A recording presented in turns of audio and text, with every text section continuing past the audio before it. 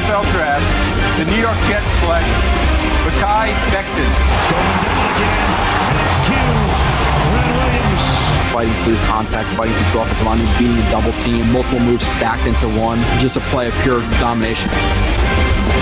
This is actual film. This is actual football talk. It's a football show. We're supposed to talk football, not storylines.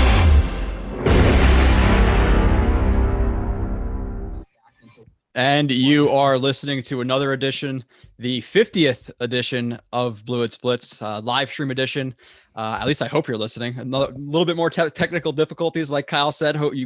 Hopefully this gets easier in the near future. But Zoom and connecting to the call-in studio and all that stuff, it makes it quite interesting at times. So, Kyle, with all that being said, with the technical difficulties, minus that, what's up? Well, I'm certainly very happy with how the game ended yesterday, and I'm good as long as we keep losing. 12 down, 4 to go. Arguably, we got the toughest quarter of the schedule ahead of us. So hopefully we could just finish strong, man. I hope so. I'll be doing a lot better if and when we do that. So yeah, man, I'm doing pretty well. How about you? Good. Like I said on the last episode of the actual film show, I'm closed on a house right now, so hopefully that all works out. But a lot going on, including the Jets. But I was making the joke to the fiance who was watching the game with me yesterday. I was like, listen, if the Jets lose these next 4 games, like this is the best month of my life, like minus the whole house thing. Like that it is what it is. It's really about the Jets getting Trevor Lawrence. I couldn't care less about the house as compared to that. So, wow. Obvious, dude. Honestly, if I had to choose something going wrong with that versus Lawrence, conversation I might not want to have with her, but with you guys, I think I would probably choose Lawrence. So, does she watch? Does she ever watch? I don't think so. I think she has more other things to be concerned about. But the housekeeping before we get into some of that other stuff, review from Mets 3737. I appreciate that. Next live stream, Kyle, we will actually, now that I'm thinking about it. That's going to be the 4th, right? And the day right after. It's the day it's after. The day after the season. So, well, hopefully we get a Christmas present though if the Jaguars start winning some games. Well, looking at their schedule, the game that I think they really could win is the Bears game. Is there any other game on the schedule that you're thinking that they might be able to win? Well, Tennessee's at home in Jacksonville, and they only lost to Tennessee by 3 earlier in the year. Yeah. So, and it's a division game, and division games can always go either way. Teams know each other well. So I see that as a more winnable game than in Baltimore. The last couple of weeks too have been like driving me crazy with the Jaguars because it always seems like they're in the game. Like I have their schedule up on my phone now. November the 8th, they lost 27-25. They lost to the Packers 24-20. They lost to the Browns 27-25. And then they just lost yesterday by 3 points in overtime. Like, how are they so close in so many of these games? So it's I'd rather them get blown out and lose than compete, because the competing is getting me all excited, and then they lose to end the game, and it's driving me nuts. Like you said before, 62-yard field goal to end the game, and what was it, wide left or short? I maybe both. Maybe both. But then even in overtime, the Vikings get the ball to start off, but they have a terrible drive. Mm-hmm. Should set up good field position for the Jags, but then the Jags get a penalty on the punt return, starts them a bad field position, and then your former co-host boy, Napoleon Dynamite, throws a dumb interception to Harrison Smith, sets the Vikings up in good field position. Are you talking about Glennon? Yeah. Glennon. I think Glenn likes Glennon because Glenn spells his name with 2 N's, and Glennon is the same way with 2 N's. So it must be something like that. Isn't that more typical than 1 N? Well, I have a couple of Glens in my family that just have 1 N. I'm just saying. They're odd. Hello to Adam Gates in the chat, and Dr. I never had to know how to say his name, Kassassin, whatever it is, who had a birthday apparently yesterday. So happy birthday to him. Mike, Dark, Jerry, everybody in the chat. I appreciate everybody being in there. Get into some of those questions soon. The call-in that is hopefully working today. We'll see if it is. If not, it is what it is. We'll just go with the chat. Is 818-753-5427. Dark Assassin. He's there you go. Dark Assassin. So happy birthday to him. I believe that's the guy who's kicking my ass and tied with you right now for first in the pick. Oh, we're tied? Yeah, you guys are tied now. Tied for first. As of Saturday. I don't know. Wait, what I'm happened tied yesterday. with him or I'm tied with you? You're tied with him. I'm tied with Okay. Marcus in second/third place. So And he's how far are you behind us? like 4 or 5 games. So I got to catch up. There's a couple of weeks left. I don't know what we're gonna do during the playoffs though, because I don't know if I have a game. I don't know if I'm gonna have a show every week during the playoffs. So we'll figure it out. But Jared, Matt, what's up, guys?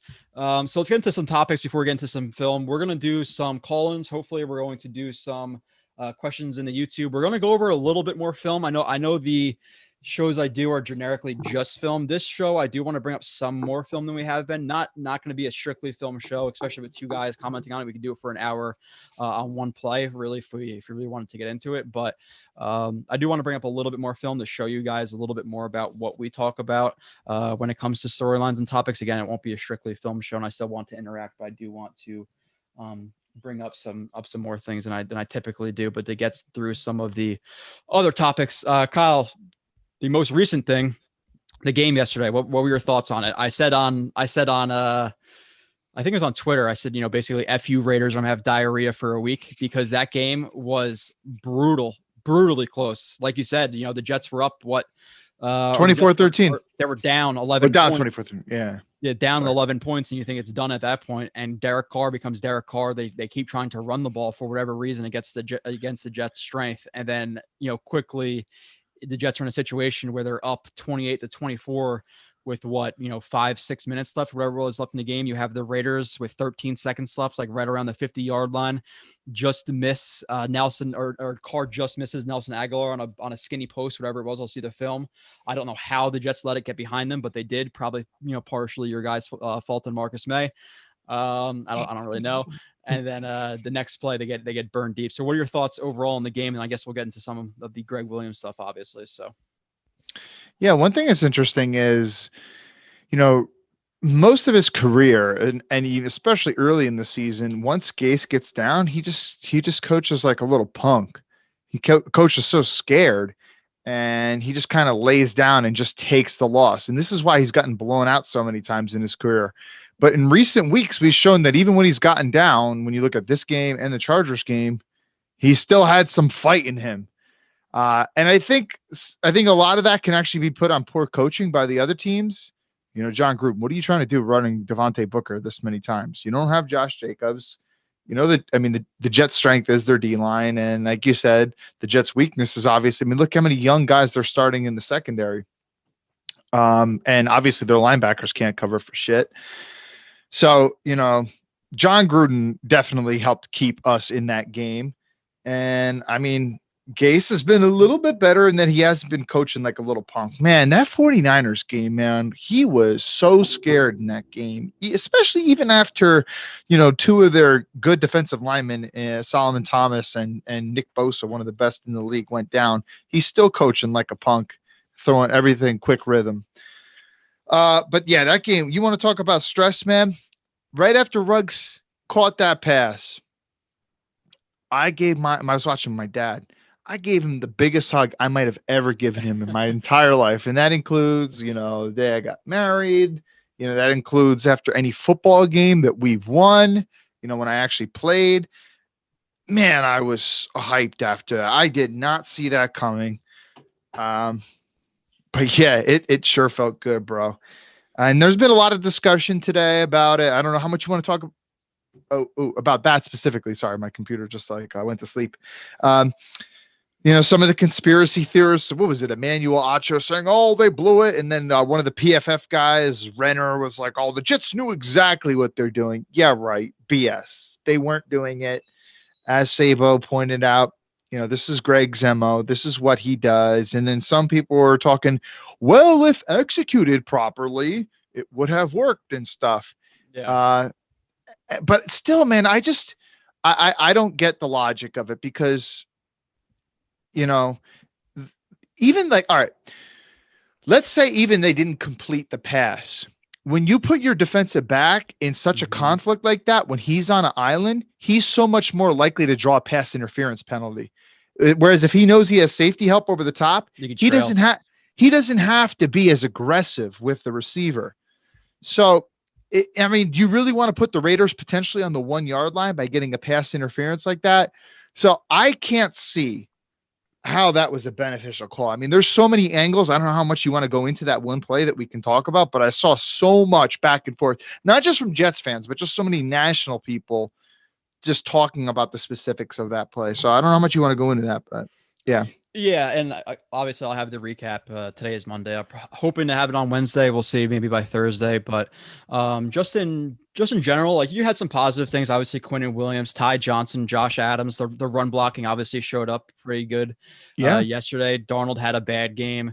He had some couple guys. Becton struggled more than he's ever struggled, which is fine. We expected a roller coaster ride through his rookie season. I think that's the first real dip of a game. I think some of his more down games when he got back from injury were games that were more average. This is his first like bad game in my opinion. Obviously, when you give up 2 sacks that lead to fumbles, it's not a good game. And there are some, obviously every sack is different that you give up. One could be based on quarterback's, pocket presence, holding the ball too long, things like that. And others could be, him getting beat cleanly. So we'll look at the film and really see what happened with some of those. Obviously, one was on a stunt that he failed to pick up, so that wasn't great. But overall, from the end of the game, a lot of people saying, yeah, they get the call that, Gregg Williams has always been aggressive. He's not throwing the game. Obviously, he's plenty of situations. Steelers game last year, Marcus May broke up the ball to whatever receiver that was late in the game. Gregg Williams is a guy who historically might have been Deontay Johnson, maybe.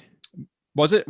Yeah, whoever it was. Again, late game situation, blitzing. He's known to do that. So for all the conspiracy theorists, he's tanking for the Jets. What does he have the benefit from tanking? Obviously, he wants to one, keep his job, which is not going to happen, but he wants to build up a resume for other teams in the future. So he's not just going to throw a game on purpose. That's obviously really bad for his resume, especially considering the game situation. But I kind of understand where the people are coming from in terms of saying, oh well, I get the aggression from him because there's 13 seconds left. They could throw it and get out of bounds, and then they're closer for another deep shot. But I like, kind of limiting the bad outcomes where if you play softer defense, would you rather have them complete a ball to the 20-yard line, which is a really, obvious, it's a very low chance of happening, especially if you're guarding the sidelines. Okay, they get out at the 20-yard line, then you have 5 seconds left, and what are the chances of them converting where they yards? were on the field? If they threw some type of outbreaking pattern, they're not getting to the 20-yard line, because there's no way you run an outbreaking pattern that deep downfield. Let's say best case scenario, let's say they are playing in a soft defense, let's say they get to the 25, just for argument's sake, they get to the 25-yard line. Okay, what are your chances of converting a goal to go situation from the 25-yard line with 5 seconds left? If you line up, let's say 7 Jets along the line to gain, and you have 3-4 guys blitz, like the chances of that happening are so minuscule that I much rather take the chance of them getting to the 20 than putting a undrafted rookie free agent corner who came coming out. His problem was he's not that athletic against probably the most athletic receiver we've had in the last couple of years in terms of pure speed. And I get that people saying, well, oh yeah, he bit on the double move, which is his problem. And you want to be able to trust your guys, but you can't put him in that situation. So in a typical situation where you're blitzing, and he needs to be more aggressive in that when situation. They're blitzing. Yes. So when they're blitzing, you kind of can't fault the defensive. I mean, you can to an extent, but you also gotta kind of give him a pass too. Game situation. You obviously want him to play a little bit more safe, but in his mind, okay, it's a blitz. You don't want to give up the underneath stuff because you're going to get there quick. So it's a problem by the Jets' blitz execution, and it's a problem a little bit by him, obviously not knowing the situation. But for Gregg Williams being the coach, you have to know the situation. Undrafted, like I said, rookie free agent corner who struggles athletically with a guy who ran a 4.31 or a 4.27 or a 2.9, wherever the hell it was. So absolutely terrible call by Gregg Williams. I don't care about the defender saying, oh, well, if you got out of bounds at the 25-yard line, you have a shot. And if they sack them, it's game over.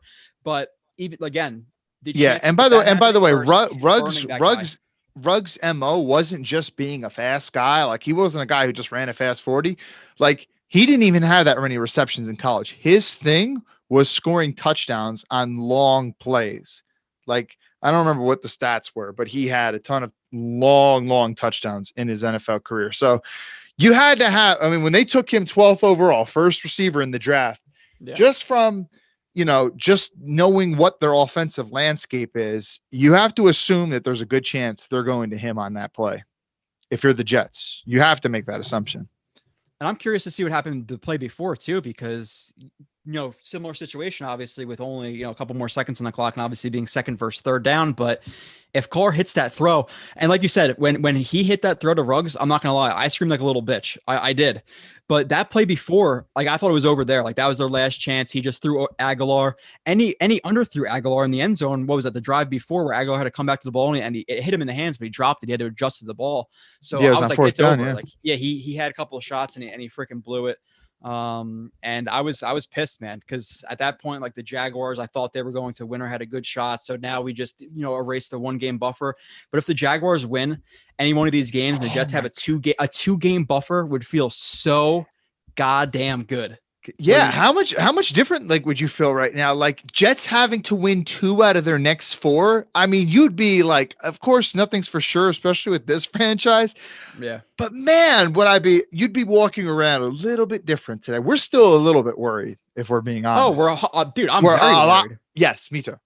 I'm very worried. We've know how many times I discuss, like, after every game in my head, like, there's literally times where I can't sleep because I think about the Jets schedule. Like, okay, well, the Seahawks, they're good, but they struggle versus the Giants, and the Browns, their point differential, they're good, but the Rams and Baker can always shit the bed, Exactly. So, like, I'm so worried. But if they had two wins, like, I would be walking around with my chest puffed out, because the Jets are not going to win 2 out of their next 4. But 1 game, dude, it's the NFL. Like, it can happen. There's a reason. There's only been 2 teams in NFL history who have gone winless. So no, there've been more than that. The Buccaneers, okay, but it was 14 before the yeah. So very worrisome. And the Jaguars need to pull it off this week. They got against the Titans at home, so hopefully they can pull Titans that off. Home. They still have the Bears, who are absolute ass. And that's home. That's home too. One of those games, I think they're going to pull it off. Because I'm really hoping the Jets don't pull this off. But like I said, 3 out of the last 4 are on the road. And why the hell are they not playing Minshew? Like, I don't know. Really? Glennon over Minshew? Come on. Glenn was right all these years. We got some comments in the thing. Matt said, any call-ins? Call-ins should be working. If not, then we'll figure it out next time, hopefully, but probably not. What do you think about Quentin Williams being upset about the firing? He did like the emojis to it. Like, he was like either mad or disgusted or whatever. Yeah, I didn't even see his tweet until after I had sent something similar out, but I have to imagine he and I tweeted around the same time. My thing was, listen, I would have never called that type of call that Gregg Williams called there. And it's not even a hindsight 2020 thing. Like, I would not want to take that risk that right there. Like, I think most people recognize that was extremely risky. But I said, like, I can't imagine that this is actually good for the team in terms of winning games, and that it is good for the tank. Listen, is Gregg Williams a great defensive coordinator? No, but I think you can find a lot of defensive coordinators that are worse than him throughout the league. And who are you replacing him with? So I don't know. I think that just goes to show that players have some respect for him. Dude's been around the game for a long time. A lot of the really good X's and O's guys like Matt Bowen and stuff, will point to his old playbooks and stuff and said, Williams used to do this, this, and that.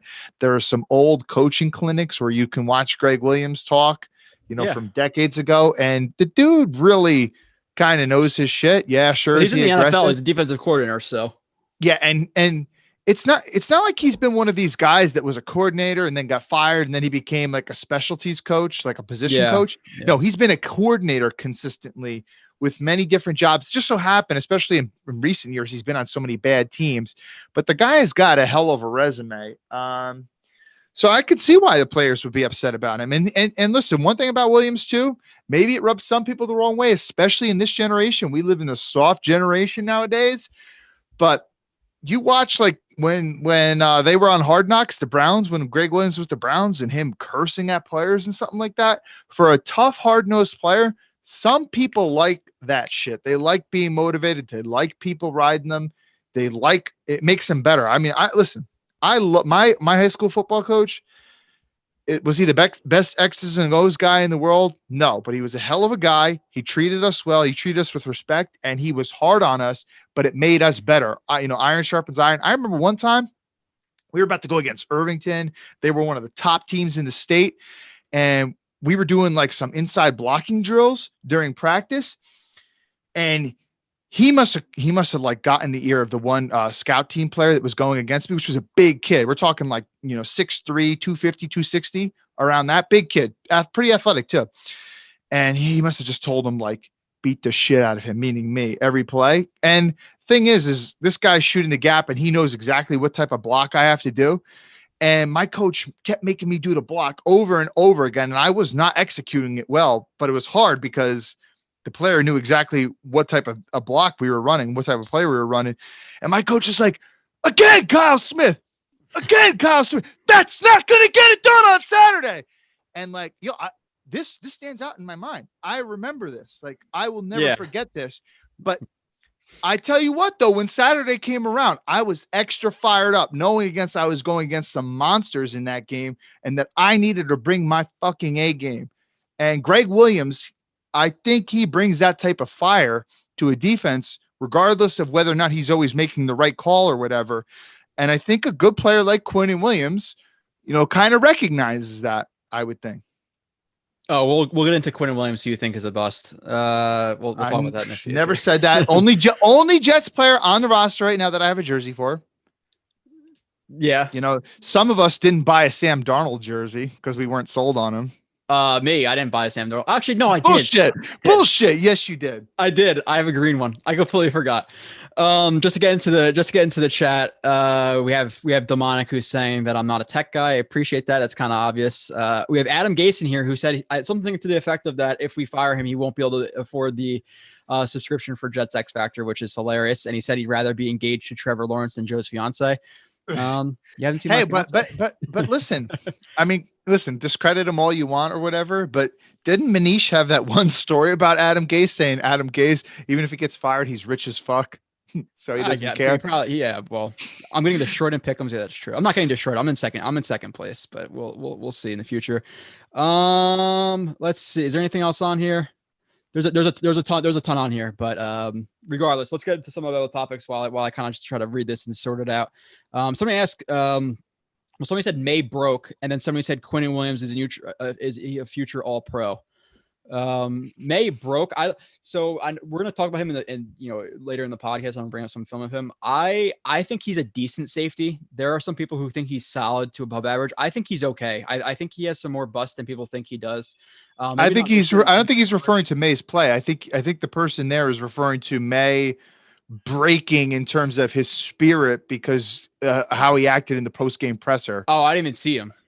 Well, I saw him too. Like I saw the comments, but I didn't see the. He was like, first of all, he had a mask on so he can kind of hide his mouth, but he was like looking away, and he said like supposedly on four different occasions, like it was not the right call. We're trying to execute, but you also need to help us out. So I think the person there, whoever made that comment, was saying May broke in terms of mentally, spiritually. We'll talk about him in the future anyway. Somebody said, oh yeah. By the way, have you seen that too? Somebody just brought that up. Have you seen that Manish hasn't commented on anything Jets in the last couple of days? Is he like completely shut off from commenting on the Jets? Is he done? I have noticed that. I mean, listen, I don't know all the details. Listen, there are some people that follow the beat guys like really closely that know all the drama about the beat guys. I'm not into that type of stuff. I don't know them all that well. I don't follow all of them. I follow some of them. But I do follow him, and I have not seen him tweet anything. Why do you follow him? That's the real question. Don't you follow him? No, I don't follow Manish. Oh, okay, well, dude, anybody who texts a guy who's saying, "I know what ice cream your kid's eating," like that's just weird, bro. Like if I had a guy who texts me that, it's even if you were my friend, like Kyle, if you text me that when I have a kid in the future, I'll be like, okay, like maybe I shouldn't let him hang out with Kyle or be near Kyle alone. Like that's kind of pedophile-y. So that's odd. That's odd. That's and then apparently weird. like he boxed in like Chris Johnson or whatever in like an elevator, or Woody Johnson. I did hear about that. Yeah. He just get out of here. So and I'm not a big fan. Let's just say that. But well, I'm not either, but not everyone I follow that I'm a fan of. Like how people put in their Twitter bio sometimes retweets don't equal endorsements. Well, just because I follow one person doesn't mean that I necessarily like them. Yeah, I get that. Moving on from that, are you talking about the Johnsons? Are you worried about the whole firing thing? I've heard a lot of people bring it up on Twitter. Like, do the Jets wait to fire Gase when Woody Johnson comes back? Like, is he going to take over? They're going to miss out on candidates. So do you think that there's a possibility that they wait until after January 4th? Because that's Black Monday. So I'm obviously hoping that is the case. I think he comes back. I think like the end of January and February sometime. Well, Trump's presidential term is over like January 20, something like that. So I know he would comes ass- back late January or early February. So is there any concern that he might, wait until, because listen, at that point, then you lose out on all the good guys and the Jets are left picking, from the Adam Gase and It's a little bit concerning, but you also got to consider this though. Like, for example, when Miami got a good coach, seemingly in Flores, and they couldn't hire him until after the Super Bowl that one year. And the Super Bowl is obviously in February. So you still want to limit yourself though. you could still, conduct interviews without something being, totally formal, 100% signed off on. I hadn't really thought about that specifically, with the whole Woody coming back thing, if they want to wait until you just brought it up, but I'm still not that concerned. But if I guess I'll have to think about it a little bit more. Yeah. Somebody said, is there going to be film today? Yes, there's going to be some film today. I'm definitely going to bring up some film today.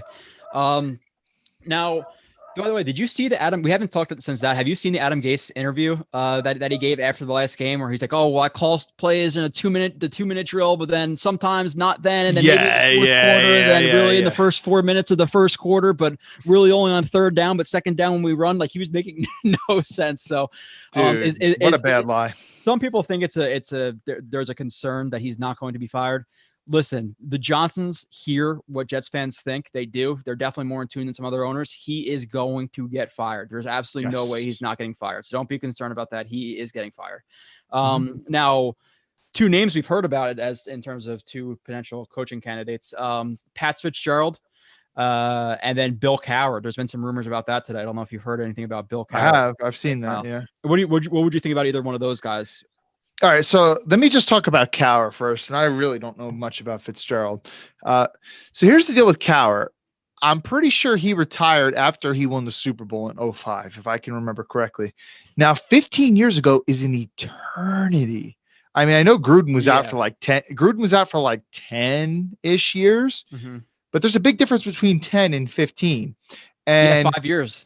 And here's the thing: when Cowher, when he left that year, that was either the first year that they had banned mugging receivers 5 yards down the field, or it hadn't even happened yet. I can't remember if that started like 2005 or 2006. So just think about that and how the passing game has improved immensely since that point. So Cowher would basically be playing in an entire different era just from that standpoint. Now, it seems like Cowher's one of those guys who really can unite a team,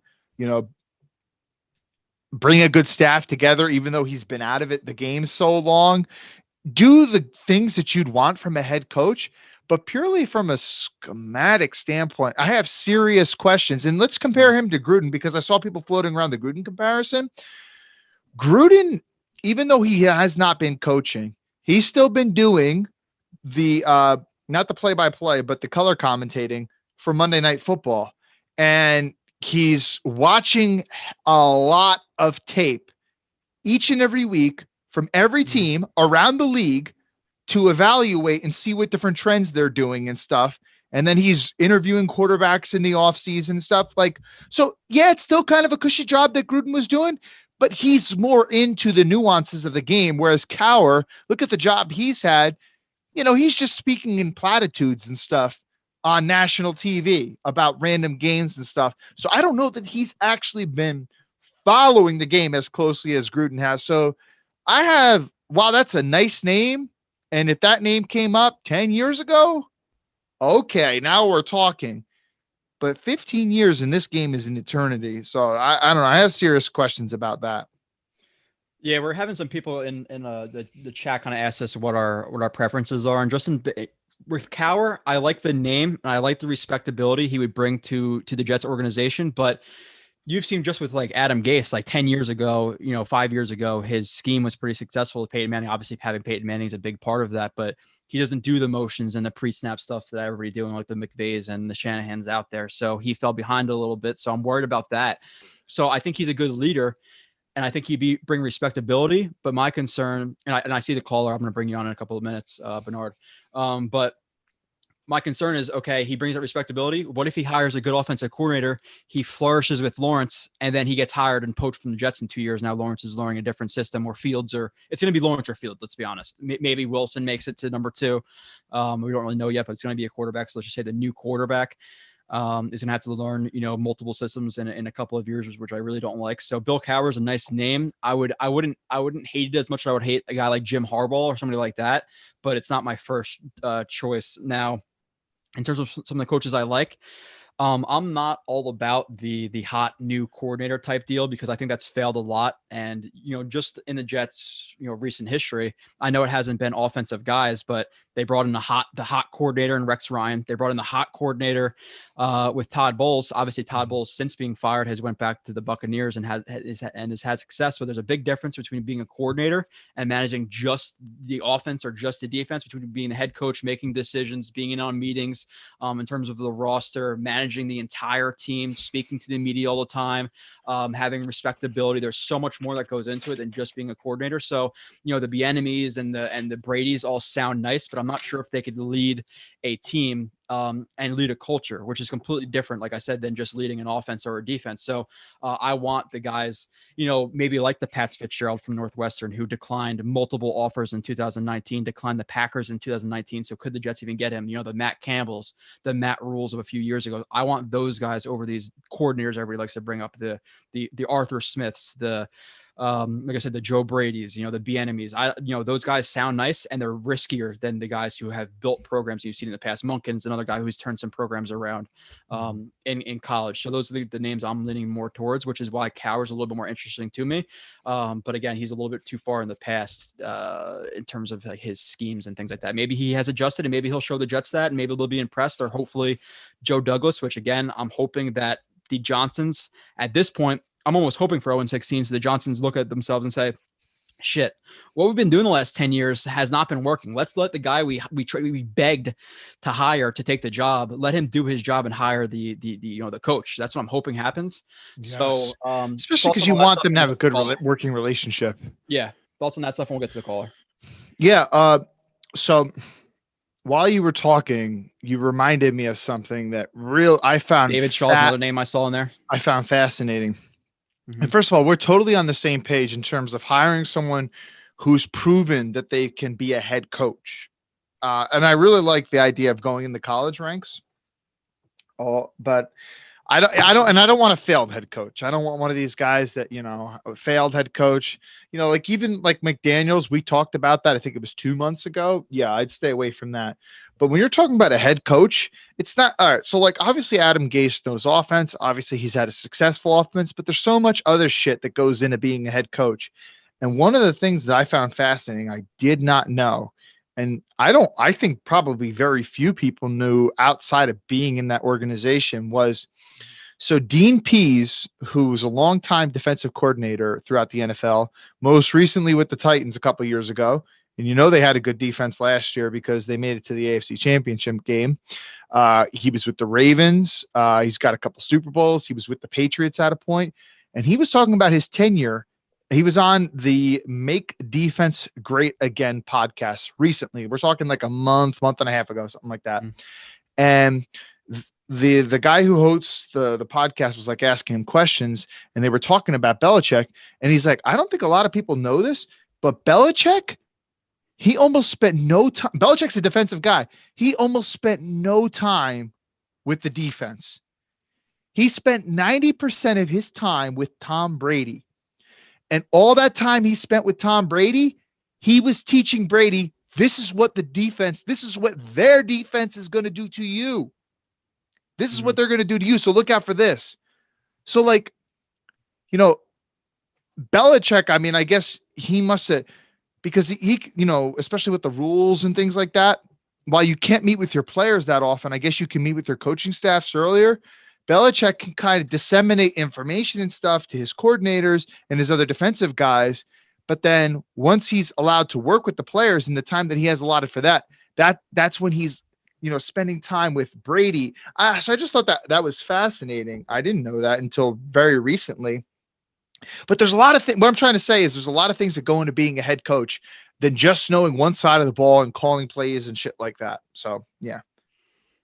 Yeah, some people are saying Harbaugh is trash. I agree, and I would take Cowher over Harbaugh, but I don't really necessarily want either. But again, I want the Pat Fitzgeralds, the Matt Campbells out there. I see in a live stream too that we actually were able to fix it where they could see both of us as either one of us is talking, which is a positive new little spin that we figured out. Quickly before we get to the caller too, just like 2 seconds, just because I want to wrap up the coaching stuff. Obviously, Gregg Williams was fired.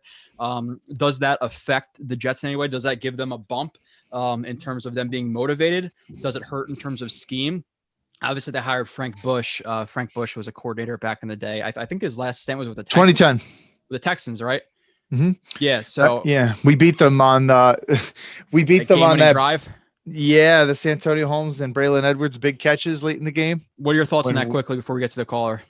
I think it's going to be good for the pro tank. I don't see how firing Gregg Williams this late in the season is going to help. And then you're going to promote a guy who hasn't been a defensive coordinator in 10 years. Yeah.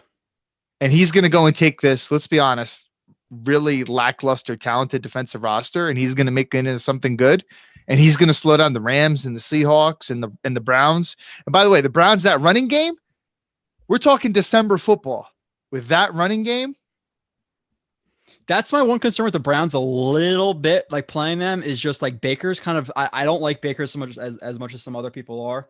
Yeah, sure. And the fact that the Jets' strength, their one strength on defense is their run defense. For kind of, it's not a huge strength. It's above average, and their obviously strength is their running backs and their offensive line run blocking. So I'm a little bit concerned.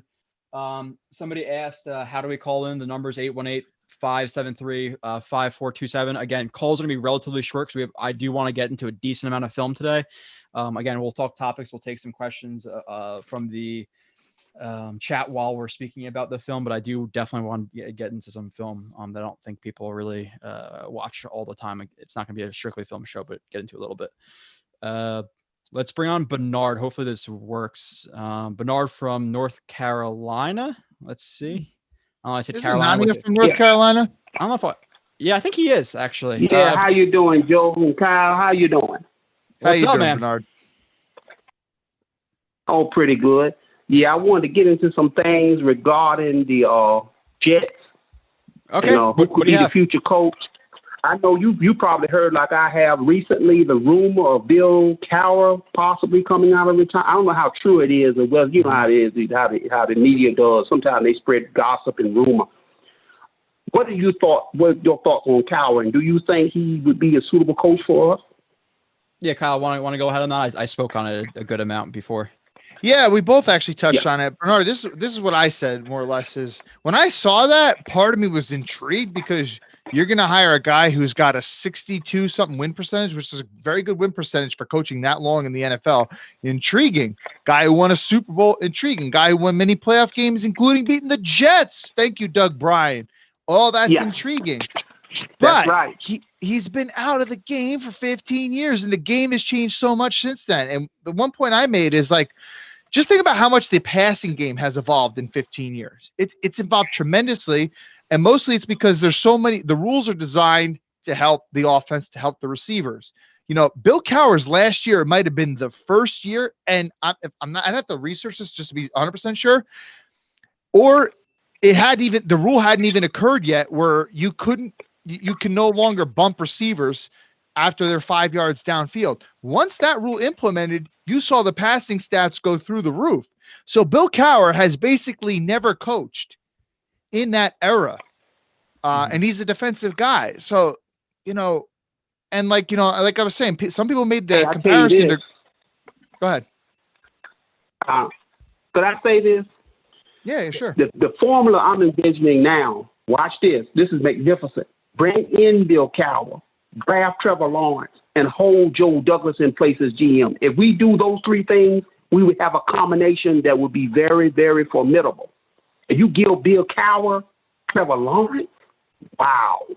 I think we would have the capability, I think, within 2 years to beat anybody. Looking at the draft picks we have, looking at the salary cap flexibility that we have, and I can envision Cowher and Douglas putting their heads together on the draft, and I see what Douglas is trying to do. He's trying to build a team that's freaky, very physical. That's why he took Becton. We were kind of, iffy on Becton, not say we didn't like him, but we knew he needed a little bit of work. At least the rumor was, and he was right. And then he got Denzel Mims, who's like a spider, tall, lanky, kind of freaky, Plexico Burris-like. His formula is right. He just needs the right head coach to work with him and get his quarterback. It would be magnificent. I think within 2 years, we can compete for everything. Remember that I told you that. Within 2 years, I think when we break camp 2022, by 2022, it's on. We're going to be competing for everything, believe it or not. I mean, we may look a little shaky now. Yes, we do need work. But I think if we get Bill Cowher, draft Trevor Lawrence, keep Joe Douglas, we will have the formula. I've been a Jet fan for 40 years. Wow. I remember Joe Walton, Walt Michaels, Bruce Costley, Al Grove, and Parcells just before Hess died. He told Bill Parcells to come and take over. I've been a Jet fan 40 years. I'm from New York, from Brooklyn. That's my team. That's my heart. It's the Yankees for me and the Jets. So I've been like a scale on two parallel ends. I've tasted the champagne, magnificent. I've experienced the championship, and then I've experienced the pain and sorrow of being a Jets fan. We can do this. If we get Cowher, you kidding me, and draft Trevor Lawrence, and then turn around and keep Joe Douglas in place, that's the key. And then let Cowher put his coaching staff together, and if under him, we can have a line of succession like they had in Pittsburgh, passing on the torch from Cowher to Mike Tomlin. That's what we need. We need 10 to 15 years of stability. We have never had this. It's always been a year on, a year off. 2 years on, a year, 2, 3, 4 years off. You know what I'm saying? Between Rex Ryan and Todd Bowles, who I think is a good guy, but he wasn't ready, never would be ready to be a head coach. And then Adam Gase. And then going from Joe Walton, who was, I'd say, a decent coach, to Rich Kotite. You know what I'm saying? We need that line of succession. Hopefully we can get a Bill Cowher and he put his staff together and get someone young that's under him. Whether I don't care who it is, whether it's an offensive coordinator, defense coordinator, or a special teams coach that can be the next man up. That let's say we sign him to a 6-year deal. Now, of course, at his age, he might not coach for no 6 years. He might just go 3 to 4 years. That's good because I think we'll be within range of less time than that to go on and win the Super Bowl. And then if he's ready to step down within 3, maybe 4 year optional, because his age and stuff, cool. Maybe he'll put together a coaching staff where we'll have that line of succession that when he's ready to step down, we'll still be fine. You know what I'm saying? What do you think? Yeah, but all right. One, I love the fire that you have. That's for sure. I definitely like your passion about the Jets, and I appreciate you still sticking around for 40 years of being a Jets fan. I know it's been a little bit difficult through the last 40 years. But in terms of Cowher, rough. In terms of Cowher, so I like the idea of him as a leader. My concerns come with, so if obviously I like him over some other guys, the Harbaughs out there, because I don't think he's a true leader, and I want a leader first and foremost. Some guys in the chat are saying, yeah, it's all about a leader, which I completely agree with. My only concerns with, or my major concerns with him is, one, who does he know to be the offensive coordinator? Is that offensive coordinator, in tune with what's happening now? And same with the defensive coordinator. You have to be able to know how to defend today's game. And then my other concern with him is, okay, let's say we do hire him. And like you said, with the Jets competing, I think it can happen quicker than some other people do as well. You have some pieces on the offensive line. You have some solid receivers, I think. You have, a good defensive front. You build corners, you build some more offensive linemen, you add another receiver or two, and I think they can compete. Look at what the Dolphins are doing this year. I think the Jets can make that leap to competing for a wild card spot in just a year, considering the free agent money they have. If Lawrence is as good as we hope he could be, I don't think they're going to make a strong push next year, but in 2022, I could see them making a run into the playoffs. So I agree with you there. But the concern with that is, okay, the Jets are successful. Their offense is humming. Now, what if the offensive coordinator who Cowher hires now gets a head coach opportunity, just like Joe Brady's being talked about right now? So what would you say to that if you knew that, kind of knowing the future, that the offensive coordinator gets hired and then Trevor Lawrence is sitting there learning another offense in his third year?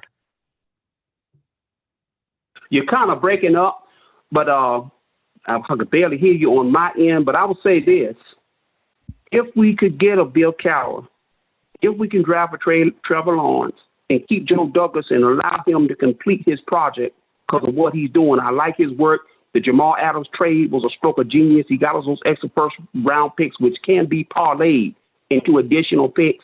And I think there can be a formula put together that would be just enough, maybe 60-40, maybe 60% run, 40% pass or 30% pass, enough of a balance that can work. Seattle's formula was right. Seattle was a mirror image of us, but the difference was they had Russell Wilson. He could break you down with those off-script plays, the scrambles, make the timely throws where Mark Sanchez just couldn't quite put it together. That's the only difference between us and Seattle. Rex Ryan was right. We almost did it. The Seattle Seahawks should have beaten the Patriots. If they had not thrown the ball, if they just gave it to Marshawn Lynch, they would have beaten them. The old school formula does work. Now, I'm not going to say it doesn't need to be modified. Yes.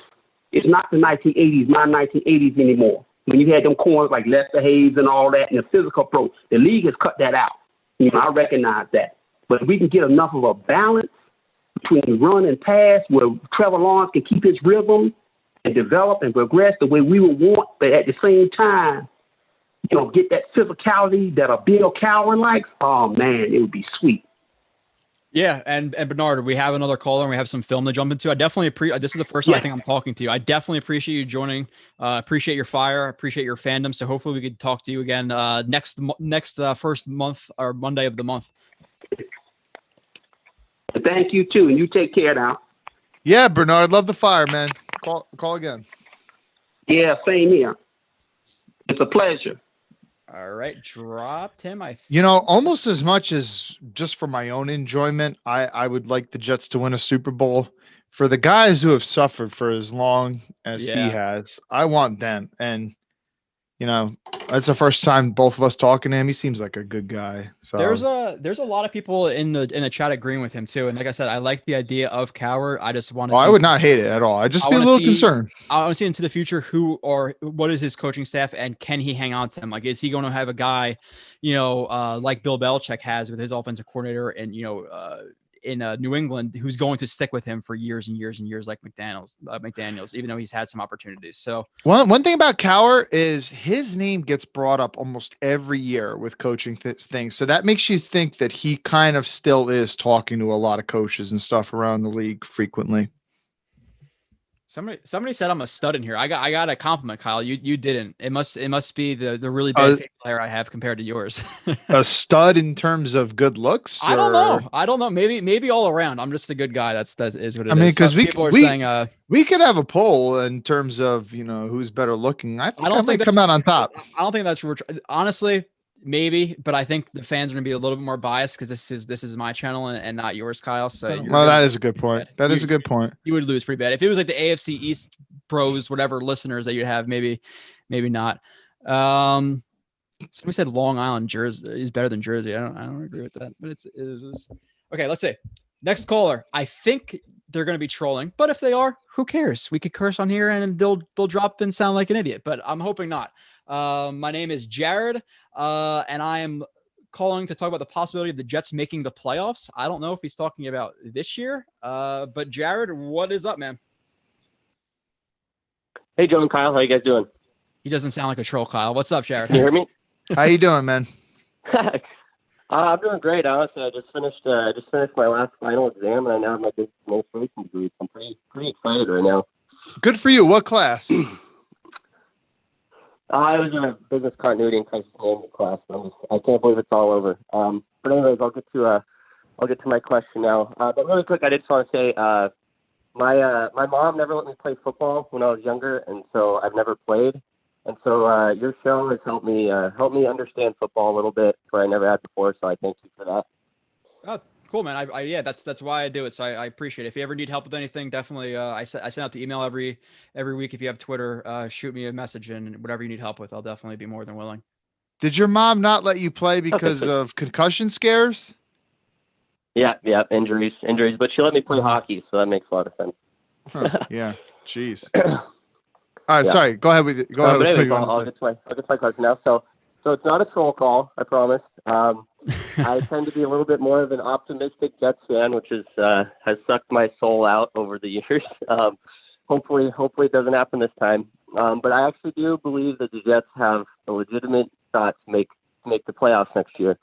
I know it's still a long shot, but I think there's a chance, and here's why.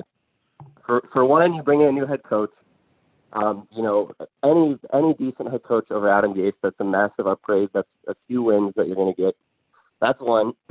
Drafting a guy like Trevor Lawrence, that's, over what Sam Darnold has been playing like. Huge upgrade there. Running back position, we'll bring in some veteran. That's an upgrade over Frank Gore. I think that Joe Douglas will continue to work on the offensive line. I think when you look at our tackle positions with Bant and Becton, we're above average there. I would expect Connor McGovern to have a bounce back year, and I would assume that we'd be above average there as well. And then I would think that Joe Douglas will bring in a guard or draft one or something like that.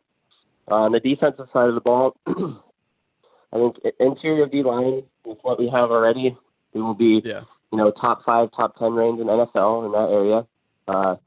Obviously, I think we probably bring in two edge rushers at least, either in the draft and free agency. Then when it comes to the linebacking core, I think a lot of people are kind of just forgetting that C.J. Mosley exists. I know that it's kind of a risk at this point that he's been off for 2 years. That'll come back the same player. But if he does, that's an X factor linebacker right there. Put it this way, he'll definitely be an upgrade over what we currently got. Yeah, absolutely. And then starting off the side of him, I wouldn't like if Hewitt was back. I definitely prefer him as a backup. But I think if you have a Neville Hewitt, C.J. Mosley inside linebacker duo, I think that's okay. When it comes to safety, I want us to bring back Marcus May. Earlier in the year, I wasn't a proponent of that just because of his age, but with how he's played and how much heart he's put in on such a bad team, I think he deserves to come back for sure. And then have Ashton Davis starting opposite of him. I think that's not a great safety duo, but I think he can get by. And then at the cornerback position, I personally feel like we need to bring in 2. I know just a number 1 would be nice, but personally going into the year, I would prefer to have Bryce Hall and Wes Austin more battled out for a number 3 spot. Obviously, maybe have Brian Poole come back. But considering injuries and stuff, I just couldn't imagine having a outside starting corner duos Hall and Wes Austin at some point in the year. So I'd like to see if we got in 2. But so considering all that, I just see, obviously people say this every year that I see upgrades in almost every spot on the roster.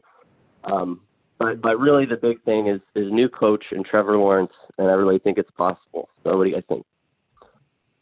Go ahead, Joe.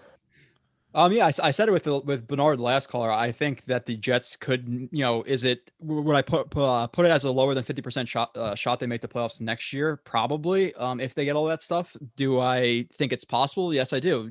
Just considering this year, if the Jets had, he's making me clear my throat now. I heard him do it now for some reason. My throat's getting clogged up.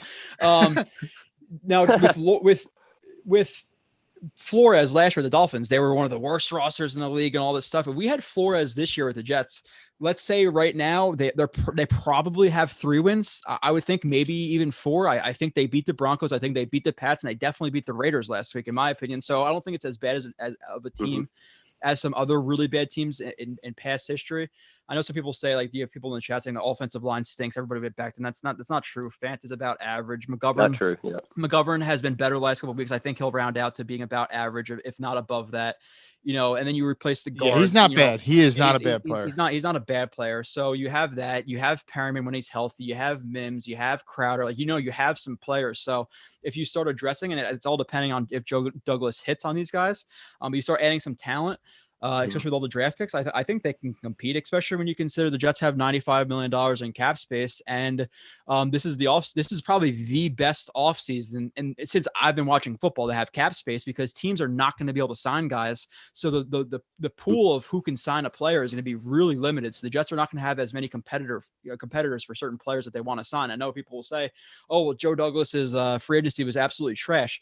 What guy did he sign to a massive contract that really hasn't worked out? Like, people say, oh, Desir. Okay, he signed Desir for $5 million to be a stopgap player. It's not like he gave him, 5-year, $50 million contract and he didn't work out and they cut him. So I think he knew, obviously, the Jets weren't going to be overly competitive. He tried to get some stopgap guys, and next year they'll try to sign, the Toonies and the Sheriffs and whatever corner outside linebackers out there, the Judons, whatever their preference is.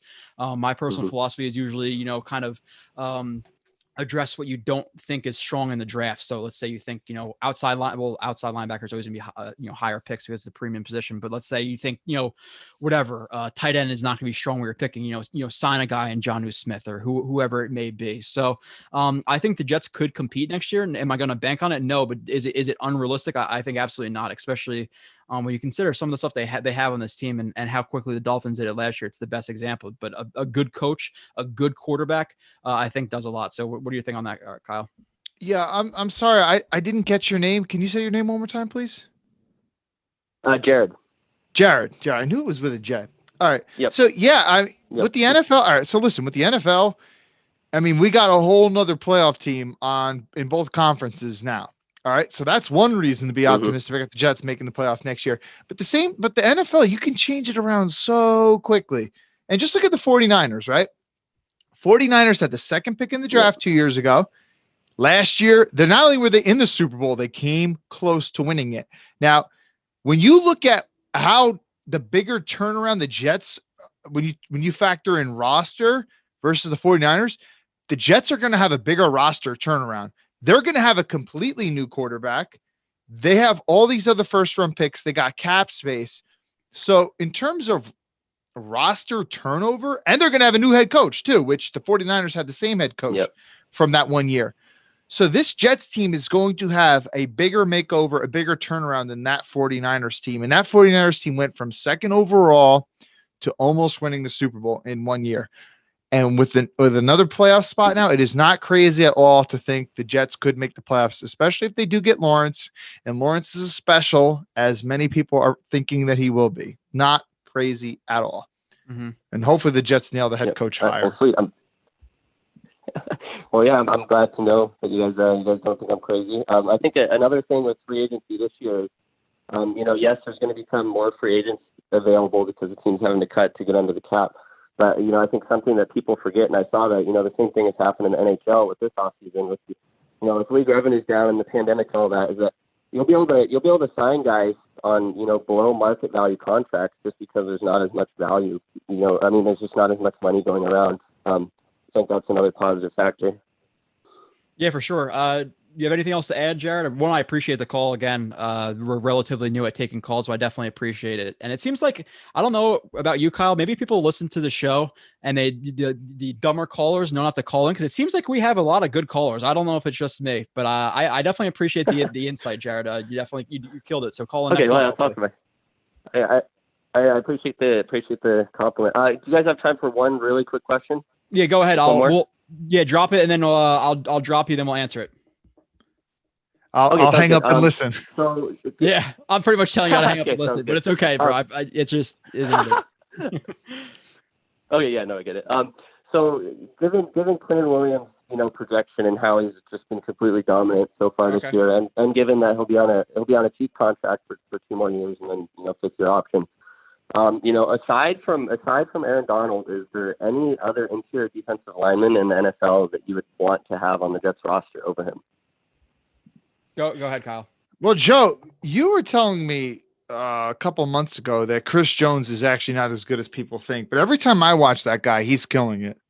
Chris Jones of the Chiefs. I remember, and he destroyed every rep that he and Alex Lewis were singled up.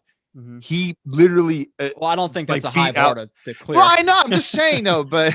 And Lewis is not good. He's better. He took a jump. He's improved since whatever he was last year. He's not good at all. Yeah. But I'm telling you, he has straight up abused Alex Lewis in that game, more so than Alex Lewis has been abused all season by anybody else. But you don't like Chris Jones for some reason, or you think he's overrated? No, I like Chris Jones. I don't think that's a proper way to word it. Kyle, putting words in my mouth, just very unprofessional. I think he's very, very good. I just think it's in the pass game. In the run game, watching film of offensive linemen just from Jets signing guys like Fanton, McGovern, and Khalil last year and whatever, I watch a ton of film. I think he gets washed out in the run game a little bit more than people think he does, and he guesses a lot. He's not really that strong at the point of attack in terms of anchoring down versus double teams as consistently as you want to see him for how highly considered he is and how highly he's paid. So I think he's good. I just don't think he's, elite just because of how not poor he is in the run game, but he's more average in the run game than I think people realize he is, at least from what I've watched. And again, I've only watched a couple of games, in passing, but when I do, I'm not overly impressed with him on a consistent snap to snap basis in the run game.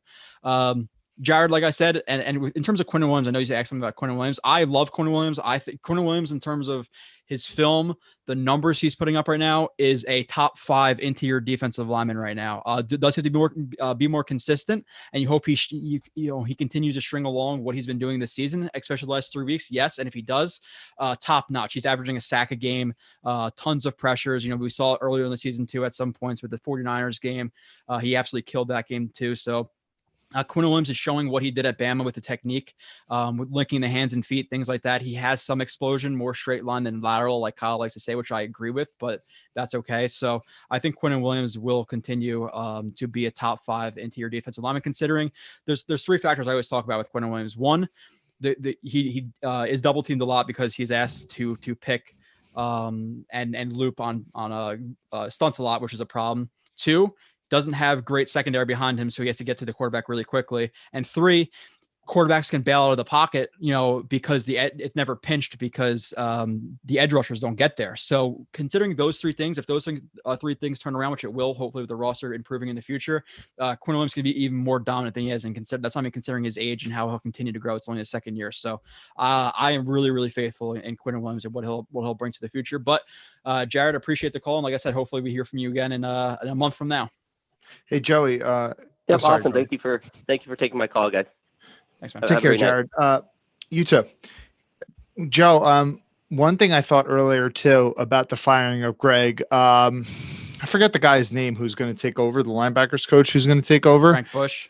Yeah, it is going to be interesting if he says, you know what, why are we freaking looping Quinnen Williams around on stunts so much? Yeah. Let's just shoot him in the gap more often. And if he does do that, I think that might not be good news for the tank.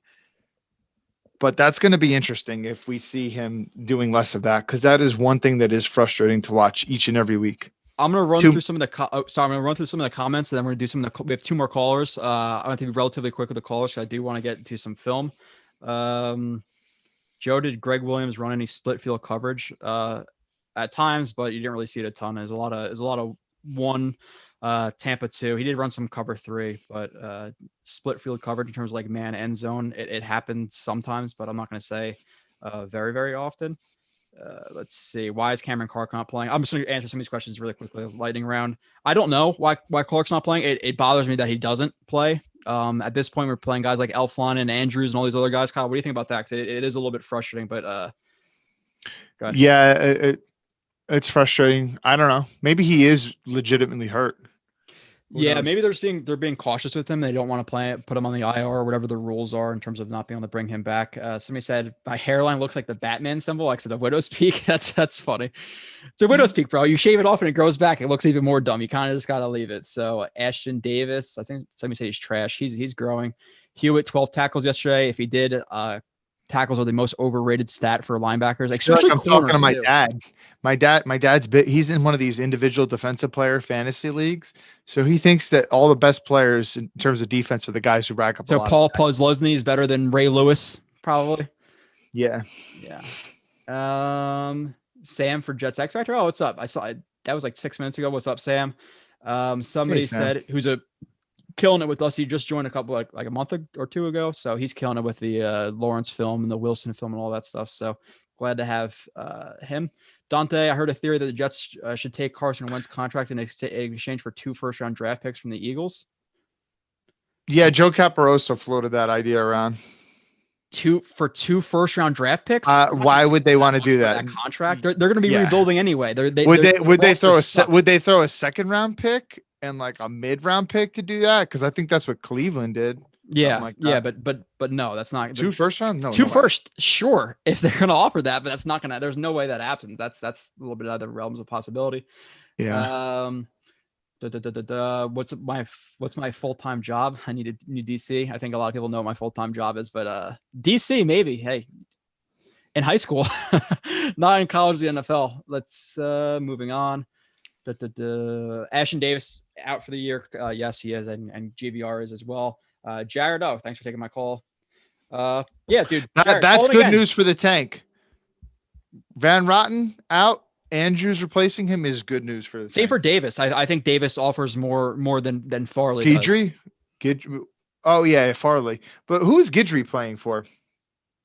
Well, he's a slot. He's a slot. So he's playing for Poole. Yeah, gotcha. Okay. Yeah. Okay. So we have 2 more callers. Matt Rhoda or Matt Schroeder, whatever the hell it is.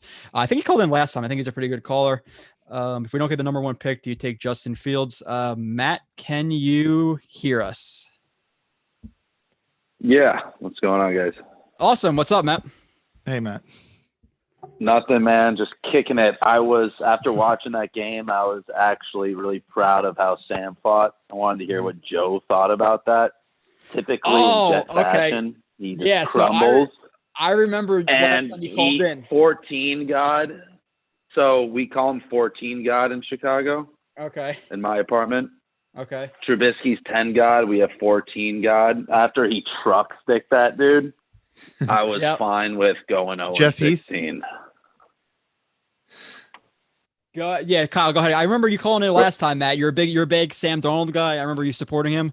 I think the last couple of weeks has showed you a little bit of what he kind of is. He's inconsistent. Like he'll have one really good throw, one really good play, fumbles, interceptions.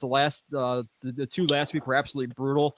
And again, calling Sam Darnold and Trubisky gods, I'm sure it's a joke with your buddies. But I think even you from the last time you called, which I believe is 2 months ago, you've kind of seen the writing on the wall with Sam Darnold. Is that correct? Even though take your fandom of Sam Darnold out of it, but you have to admit he's been way too inconsistent to not take. Well, just from I mean, I was a college athlete too, so I can, I did lots of tape sessions, and I mean, you can just see it.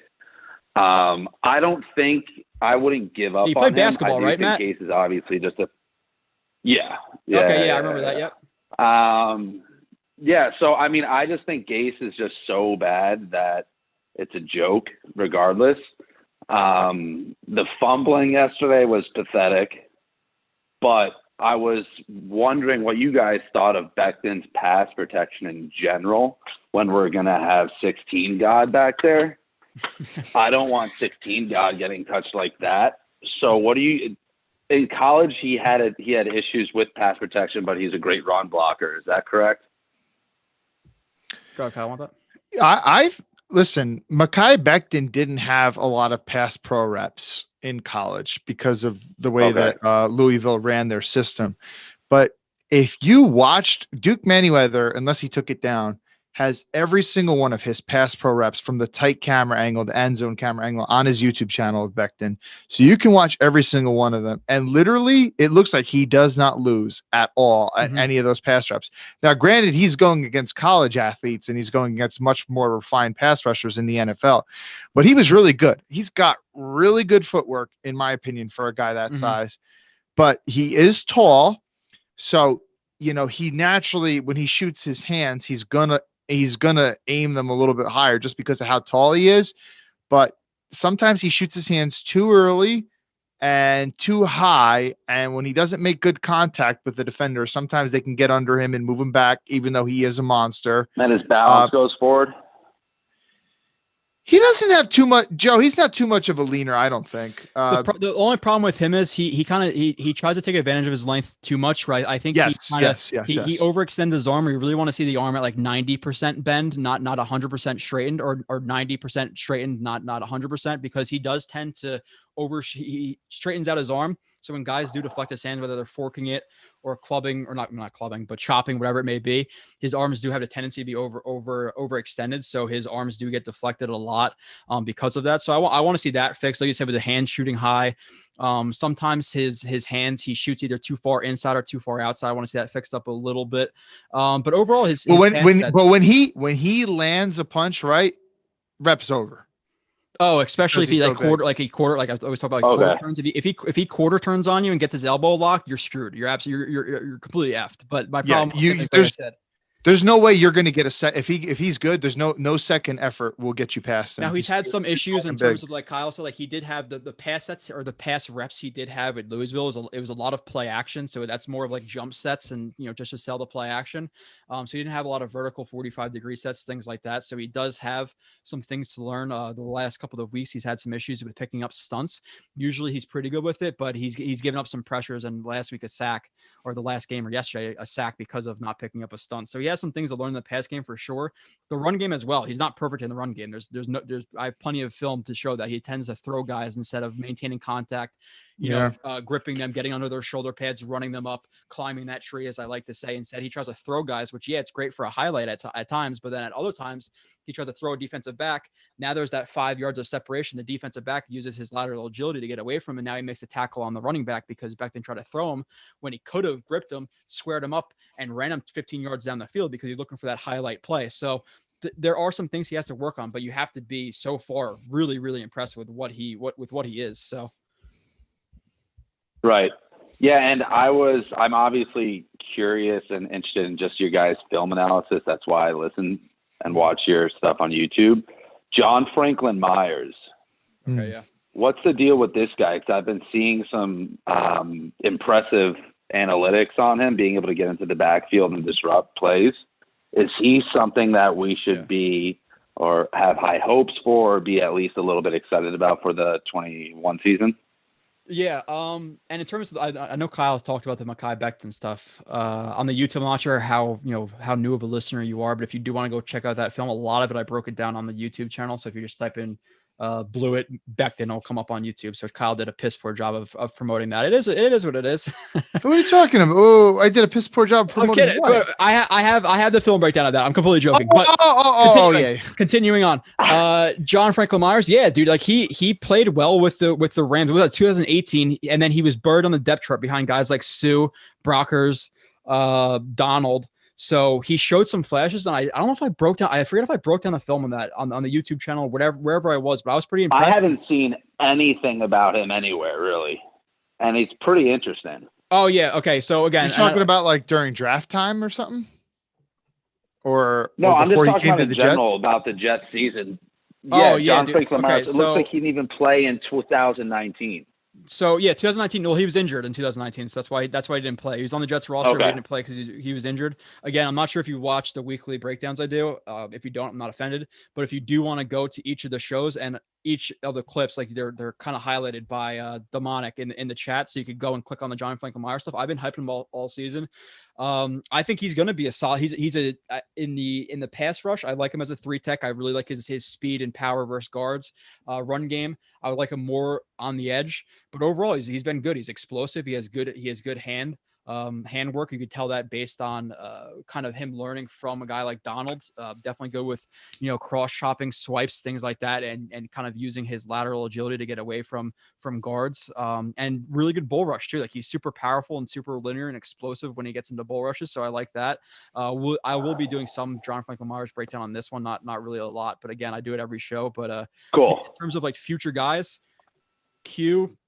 John Franklin Myers, Fado Kasi are all monsters inside. Like they are going to be really good players and are continuing to develop. But Matt, anything else to add before we have another call and we do want to get into some of that film that you let me comment on John Franklin Myers really quick. When you think of guys that we've had in terms of pass rushing, in terms of Jenkins, Basham, Henry Anderson, Nate Shepard, even though we give Henry Anderson a contract after he had however many sacks he had that one year, John Franklin Myers has shown way more than any of those guys did at any point. So, sure. Good. Those guys stink anyway. But I'm just saying, like, even when they've shown flashes, like, Jordan Jenkins, he's good. Jordan Jenkins might get $10 million a year. Some people were speculating. Henry Anderson did get a contract like that. John Franklin Myers, despite being really young and not having the experience that these guys had, he's already shown way more than they ever have. Yeah. So the reason to be optimistic. That's positive. Matt, we definitely appreciate the call. I guess a dwarf is tall amongst midgets. I get it. I like that though. It's positive. I appreciate it. I use that on a podcast, a similar kind of analogy. A dwarf is tall among midget. Like, so I said, like kind of with the Jets DBs, like Poole doesn't get picked on as much because, you know, if you're with your friends in the woods, you have to be, you don't have to be the fastest guy. You just can't be the slowest friend if you're running from a bear. That's kind of like the Jets in terms of the Jets secondary, but I might have to use that dwarf to midget thing. So, Matt, appreciate the call. Hopefully we hear from you again in the month, and hopefully a month from now you have the 16 guide instead of the 14 guide, you know, running through you and your friends. I'll still have 14 God, but I'll have a 16. I'll have a 16 Jesus. That's what we'll call him. All right. All right. There we go. Perfect. All right. I'll talk to you guys. All right. Cool. Appreciate the call. Some people in the comments, we have one more caller, then we're going to get to some film. Frank Lamarche had 10 pressures on Sunday. Insane. Yeah. And like in terms of pressures, like I saw something the other day, like we had a couple of people who were saying, oh, well, you know, Quinn Williams had seven back-to-back, or 7 pressure games back-to-back. And then I saw today, oh, well, you know, he had a 6 pressure game. That's his highest in the last 3 weeks. Like, I don't know how people rate pressures, but overall, yeah, Frank Lamarche. Yeah. I always wonder the same thing. Frank Lamarche has been good. Mekhi Becton got beat bad twice on Sunday. Technique issue, correctable. It's technique issues. It's his hands, it's his feet, it's his recognition of stunts, things like that. Speaking of Becton and pressures, the whole idea that Becton gave up no pressures against Bosa and Ingram is not true. Yeah, it's false. I saw Ingram at least. Dude, we're going to talk about some of that in the future with the Mekhi Becton tape, because some of the people out there who listen, and again, I think he's going to be I legitimately do think he's going to be a top 5 left tackle. Is he now? No, but there's people on Twitter who, in my opinion, are a little bit irresponsible with some of their breakdowns, and they make people think that he's the best left tackle in the league. He has nothing to work on. He makes no mistakes, which is not true. We will get into that. I promise. Somebody said, what kind of contract do we offer for Brian Poole at the end of the season? He's 28 years old. I would. You might not be offering him anything. I don't know. Yeah, I'm not sure. And I like him. I like him a lot. I think him at $6-7 million a year for 3 years with half of it guaranteed is a relatively reasonable deal. So, we'll get into that. Somebody said Baldy is a joke. Yeah, we'll talk about that in a little bit. Moving on to not the last caller, but the last caller in the queue. Again, you can call in. We're going to do some film in a little bit. Jack, and again, the auto screen I was reading, because it's funny. Jack calling into the Blue Book show to talk about Jaguars and Chip's tank. So I don't know what that means, but we are going to talk to Jack. Jack, what's up? Hey, how's it going? What's up, man? Hey, Jack. Do you want to talk about a blue chip or something weird like that? I don't think we screened you right. Oh no, I'm just interested in sort of this tank off with the Jaguars. I mean, I've been rooting for this tank pretty much since week 2. I mean, I don't know. I know like a lot of people might think Darnold is good. I think, I was very skeptical coming into this year, and that Buffalo game definitely made me think that he's not the guy. Me. So I've been rooting for quite a while, right? So yesterday I was on my knees. I was going to cry that we got these 2 no-name running backs, a bunch of guys that are meaningless to the future. This franchise is going to ruin all this hard work that they've done. But so as of now, I am definitely the most confident that they will go 0-16 at any point. But there's just still the big problem is they never get a team's best shot. I mean, a team hasn't played well against them in like a month and a half. Like all these teams have been. Miami did hold 3 points just 2 weeks ago. It was awful. They wanted them to win the game. Yeah, I mean, like 3 fumbles. Like they were awful. Yeah. The Bills had like 7 field goal attempts. I mean, the Patriots were horrible. All these teams are terrible. The Raiders, this game was so important for their playoff hopes. So important. They just got blown out by the Falcons, and they come in here and they get up by 11, and they decide, we're just going to punt. We're going to punt on the other side of the field twice. Yeah, Devontae Booker, he's a stud. Yeah. It's ridiculous. So, I mean, they're going to Seattle. I don't think they're going to, beat them again. Thank God they lost. They can't afford to lose this week again. But it's Pete Carroll. He might, want to punt the ball more, might want to run, take the ball out of Russell Wilson's hands. When's for the no last time the reason. Jets beat Seattle? They lost them at least the last 3 times they played them. So, what, 2004? Did they win in 2004? I have no idea. They lost Yeah, in I mean, I'm 2008 not with Brett concerned. Favre. 2012, they got smoked in Seattle. Russell Wilson's rookie year. 2016, they Yeah. kicked the And shit then out of us at 2016 MetLife. was- Yeah. Powell had that, There's no way I yeah. see Russell. I see Russell Wilson not carving up this defense. There's absolutely no way. So I'm not really. And again, people are. I don't like to say, No, oh yeah, the Jets are definitely going to go 0-16 because I don't like. I do have jinxes. Like I do not like saying that stuff because something like Kyle. I really was going to go at you this week because I saw tanking for Trevor change your handle.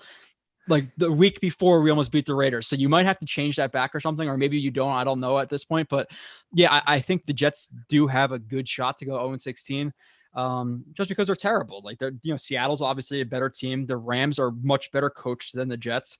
The Browns are 9-3 right now. Even though I don't think they're as good as some people think they are. And the Patriots, you have to hope the Patriots, you have to hope. Yeah, they need to be in it. They need to be in it week 17 because if they are not in it, I could see a lot of guys getting added to the injury report because they're feeling a little tweak they had in practice. So but one thing I've been trying to say, listen, if they're in it, I don't think we got to worry much. Belichick's teams always heat up this time of year, especially at home. There are some crazy stats that show in the second half of season what Belichick's record is at home. It's insanely high. We're talking like maybe like almost something like 80-something% win percentage. It is insane how much they win at home late in the season.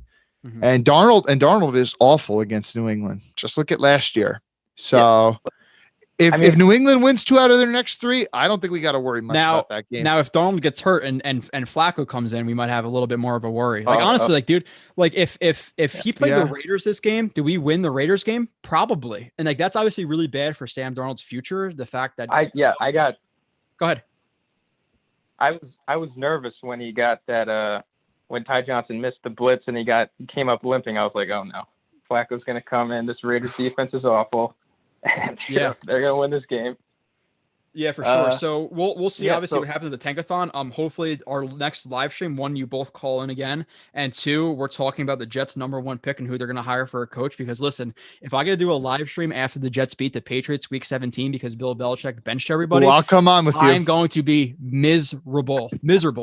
So I'm the Tankathon. I like that phrasing, but Jack, if that is your name, hopefully, I think you said it, but hopefully it didn't scream you wrong. But we appreciate the call, and hopefully you call in again, dude. All right, thanks for having me. Peace, Jack.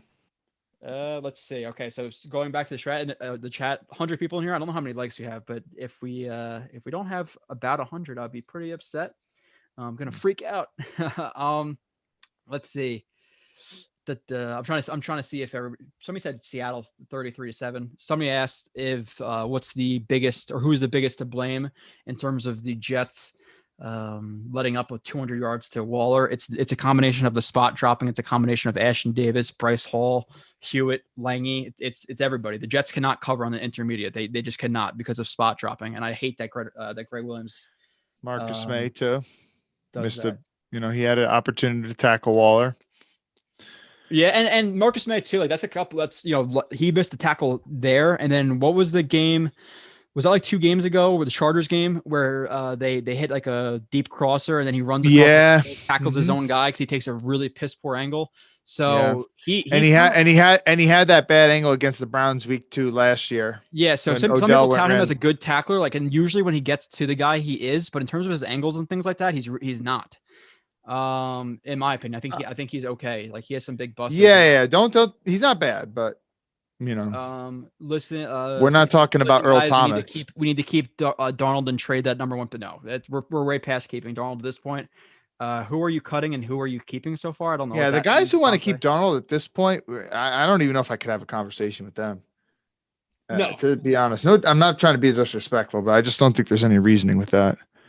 Yeah. Okay. So let's get into the film, I guess. Yeah, I don't really see any other comments in here that are again, if you did comment something you want us to answer it, comment again, because there's a ton of stuff in here and I don't want to search all the way back because that'd be really bad podcasting. But since we're talking about what position group do you want to do first? Because I kind of honestly just put a bunch You of choose. here. You choose. I always got to choose stuff. I host the show. I put up the film. I take the calls. You know, Kyle, I actually do Blewett Blitz for a reason. And then right? you had a chance. You know, I'm so offended. You had a chance to promote my freaking breakdown of the film I found from what's his name, Duke Manyweather. And what do? You go to Duke Manyweather's show. You know, it's what it is. Yeah, you know, I should have. Yeah, but you don't watch my channel anymore, so it is what it is. Bullshit. I did hear Kyle say the other day that nobody talks about Darnold not faking the play action as well as pull that up. Start some there. Of the quarterbacks, and then Kyle, and then he's like, nobody else brought that up. I'm like, Kyle. I'm like, you don't listen to the podcast, buddy. I'm like, you skipped out on me. I know you took a little bit of a hiatus because you didn't want to talk about the same things and have the same. That is why. That's the only reason. So damn influential, but that is the only reason why. But there was somebody who's talking about that for weeks, and I know Dark, who watches every week, knows that I've been talking about the same. I know he could back me up in the chat. Well, I'm not disputing you. I'm just saying I didn't know because I didn't want to be your freaking parrot coming on here saying the same things you've already said. But that just goes to show that if we both notice it, two Joe Schmoes who don't work in the NFL, if we both notice this sitting behind our computers, obviously defensive coordinators and defensive players are going to notice this on film. That just goes to show how fucking bad it is. And for those of you guys that really don't know what we're talking about, and Joe, pull up a play, please. There, I'm telling you what to do. I'm giving you my opinion. Sam Darnold sells play action. He doesn't sell it. It's not play action. It's not fooling anybody. It's not even just that he doesn't really look the ball in on the play fake. His whole body demeanor is different. He like jumps up in a way that he does not jump up under center. Yeah. When he's actually handing the ball off, he just hands it off. But when he's doing play action, he kind of like jumps up before he drops back. It's so obvious. We're gonna get into some film, like different film of Darnold, but just in terms of the play action thing, you could tell like this is not faking anybody out. I'm telling you right now. Like I played high school. This linebacker. So and be like, what are you? So the only thing that's selling this play action right here is the offensive lineman. But if you're looking to the backfield and you see this. Not necessarily the best fake I've ever seen. So, and this is very, very frequent. I brought up to Kyle the other day and saying that's part of him being a little bit shell shocked in terms of getting hit a lot, because a lot of quarterbacks, if they're expecting pressure, will pull the ball like that, because then obviously you can get to the bottom of your drop quicker, turn, see the defense, see the offense, read the concept. So if you're expecting pressure, that's what you're expected to do, but he does that every single time. So that's what Kyle is speaking about. Yeah. But I mean, literally every time I can tell, like almost immediately after he gets the snap, it's that obvious, guys. And play action is done for a reason. And you guys know this. This is basic football. Play action is done to suck the linebackers up, to get them to bite on the run, to give a little bit extra space for people on crossing routes and stuff. And if people are not actually biting on the play action, then what good is it doing? Now, the play action did work a little bit in this Raiders game. That's only because the running game was so effective. Yeah, okay. So since we're talking about Darnold, I guess we'll bring up some plays again. I'm not going to go crazy with any of these guys' film. I'm not going to break it down necessarily like I do on the show, just because I don't want to sit here for 4 hours and do film, because I do have a decent amount of plays I do want to bring up. One of the plays, like, and it's some of the plays I'm going to bring up of Hall or whoever, like you might not have seen me for, or things that are probably not necessarily discussed. Like this throw, I know a lot of people touted this throw as good, and I do like this throw from Darnold. And again, I don't have the film of this week yet, because obviously it just ended. The game ended 27 hours ago, so I don't have it broken down yet. I don't think it's out yet. Maybe it is. It usually comes out about now. Darnold does have some impressive throws, and this is one that I like. I like the anticipation of this throw, Kyle. The one thing I do not necessarily like is if this is a good linebacker and he's dropping, if he sees Darnold loading up here, he's probably going to stop moving or anticipate the window based on the hallway and where the shoulders pointed. So if this linebacker didn't take this extra step, it's probably an interception or close to it. So I know people talk about it being like a great throw, but look how low and away Darnold threw it though. It is risky, but if it's Fred Warner or Eric Kendricks, maybe.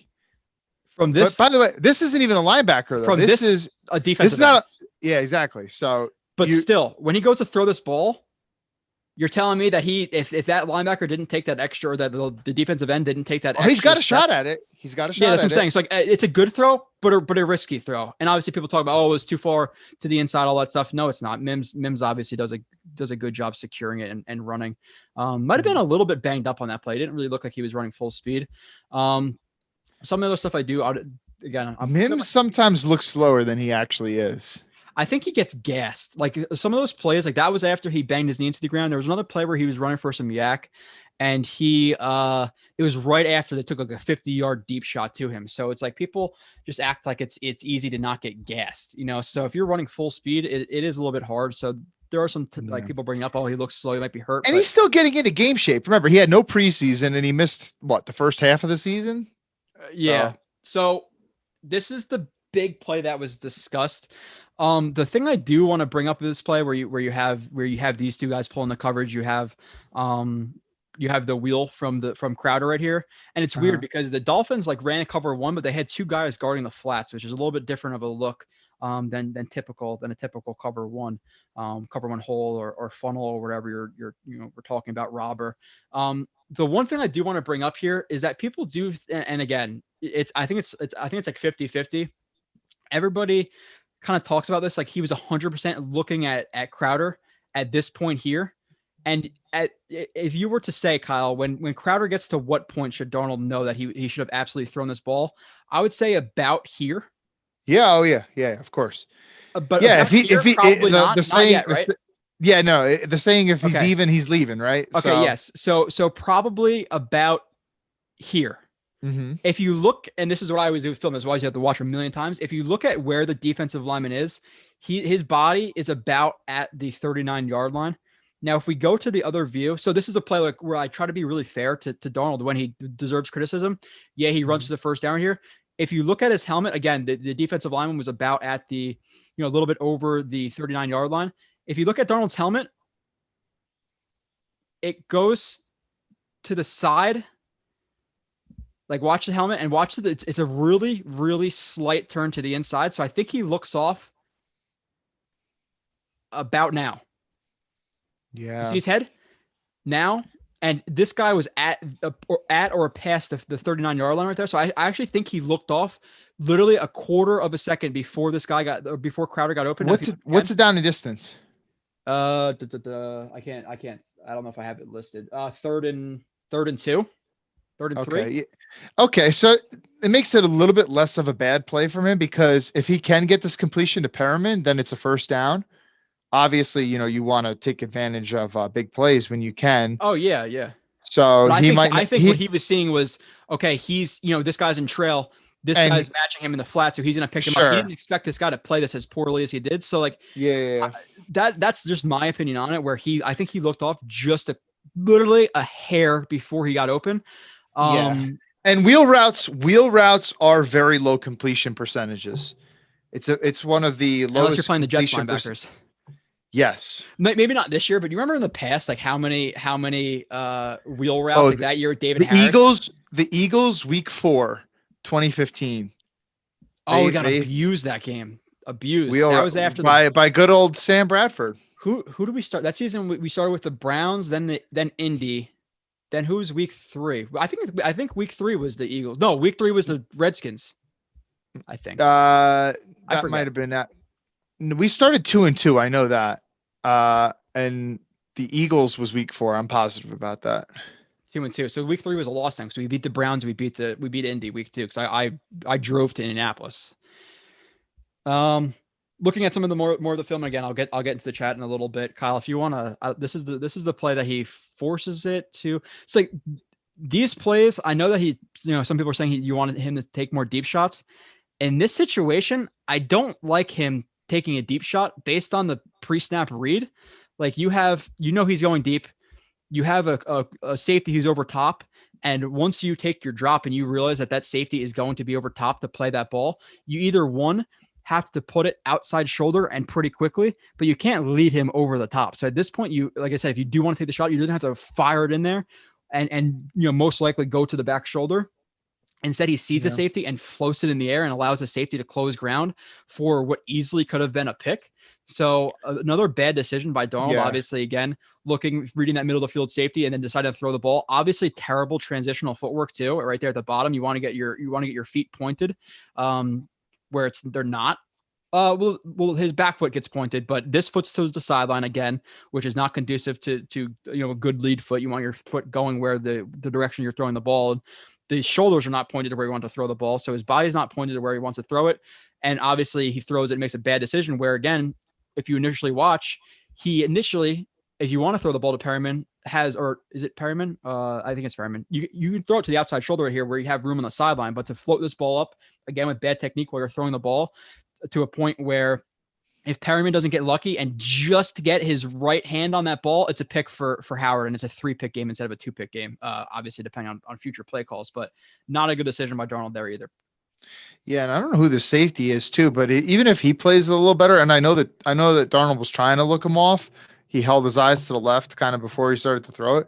But if the safety does pick this off better, he's catching it, body already facing the other way, and he's going to be able to run this back for a decent amount of yards. Yeah. So, there's a lot of interest, and I'm not just trying to go over the bad Darnold film, but this is for the people who do think you should just build around this guy. And a lot of people say, oh, well, it's based on his roster and what the Jets have done to him, which is true to a certain extent, but you have to take him for what he is. And again, I'm not going to this is just from the Dolphins game, some of the things I'm showing right here, but can we just one little quick comment on the mechanics? Because there were so many mechanical flaws in that play right there. But my buddy, Mark Schofield, who came on to do a big, extensive Sam Darnold breakdown with you, Mark's whole thing with quarterback mechanics is they're not a problem until they become a problem. I'll say that one more time. Mechanics are not a problem until they become a problem. Well, everyone knew Sam Darnold had tons of mechanical flaws coming out of college. Yeah, he still did make some impressive throws. But the problem is now we're seeing every single week huge mechanical flaws leading to really bad throws. That fucking Hail Mary at the end of the Raiders game yesterday, he didn't even make the end zone. He came nowhere close to making the end zone. Like, he's like 5 yards short. Even if this guy caught the ball, it's game over, man. Like, he's not. Yeah. What was that? Yeah, his mechanical flaw is the problem. Like, the thing at USC with him was that he was good. He wasn't good with his mechanics, but his mechanics would show up in a bad way in terms of affecting the throw, like 1 out of every 10 throws, where now it seems like every other throw is kind of lessened or worse because of bad mechanics. Again, I don't want to go over like too much with everything in terms of like drops and footworks and things like that, but this is he's not a good deep ball thrower. Again, another situation where he wants to take a shot to Perryman. Now I'm hoping that they had communication, or he knew that he would stutter and run this double move, like a stutter go. And again, in the NFL, this is relatively open where he would be expected to catch this if this is over his shoulder, and Darnold puts it in a spot where he has absolutely no chance. So he just misses guys. And these are ones where it's like, oh, it's okay, it's a tight throw. Again, you can go back, watch the Broncos show, or the Colts show or whatever, in terms of Reed getting off of reads too quick or too quickly or too slowly, staring guys down, footwork, forcing balls. There's a lot of bad from him. This is a little bit better in terms of his mechanics. He has a foot pointed. He has the lead foot pointed a little bit better as well. But again, another ball that's just way too far over Perryman's head in a situation where Flacco, probably hits him. So, and by the way, you want to hit him where he's breaking out towards the sideline. Yeah, but it's just too much leading and too much. And by the way, those making excuse, it's a tight window throw, bro, you're the 3rd overall pick. A lot of people said you were the consensus best quarterback in the draft. If you can't hit throws like that, I mean, what are we talking about here? Somebody said Eagles was week 3 because we were 2-0 when we played them. That's what I thought, because that was after Indy, correct? Okay, my bad. Brian's in there.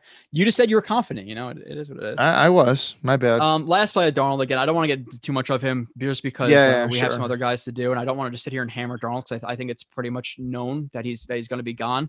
But another situation, drops back. He determines pre-snap where he's going. I'll show from the other view. And how many other quarterbacks are going to hold the ball this low in a cock position for this long? stares down Perriman, stares down Perriman. His footwork is non-existent. He's just standing there flat-footed.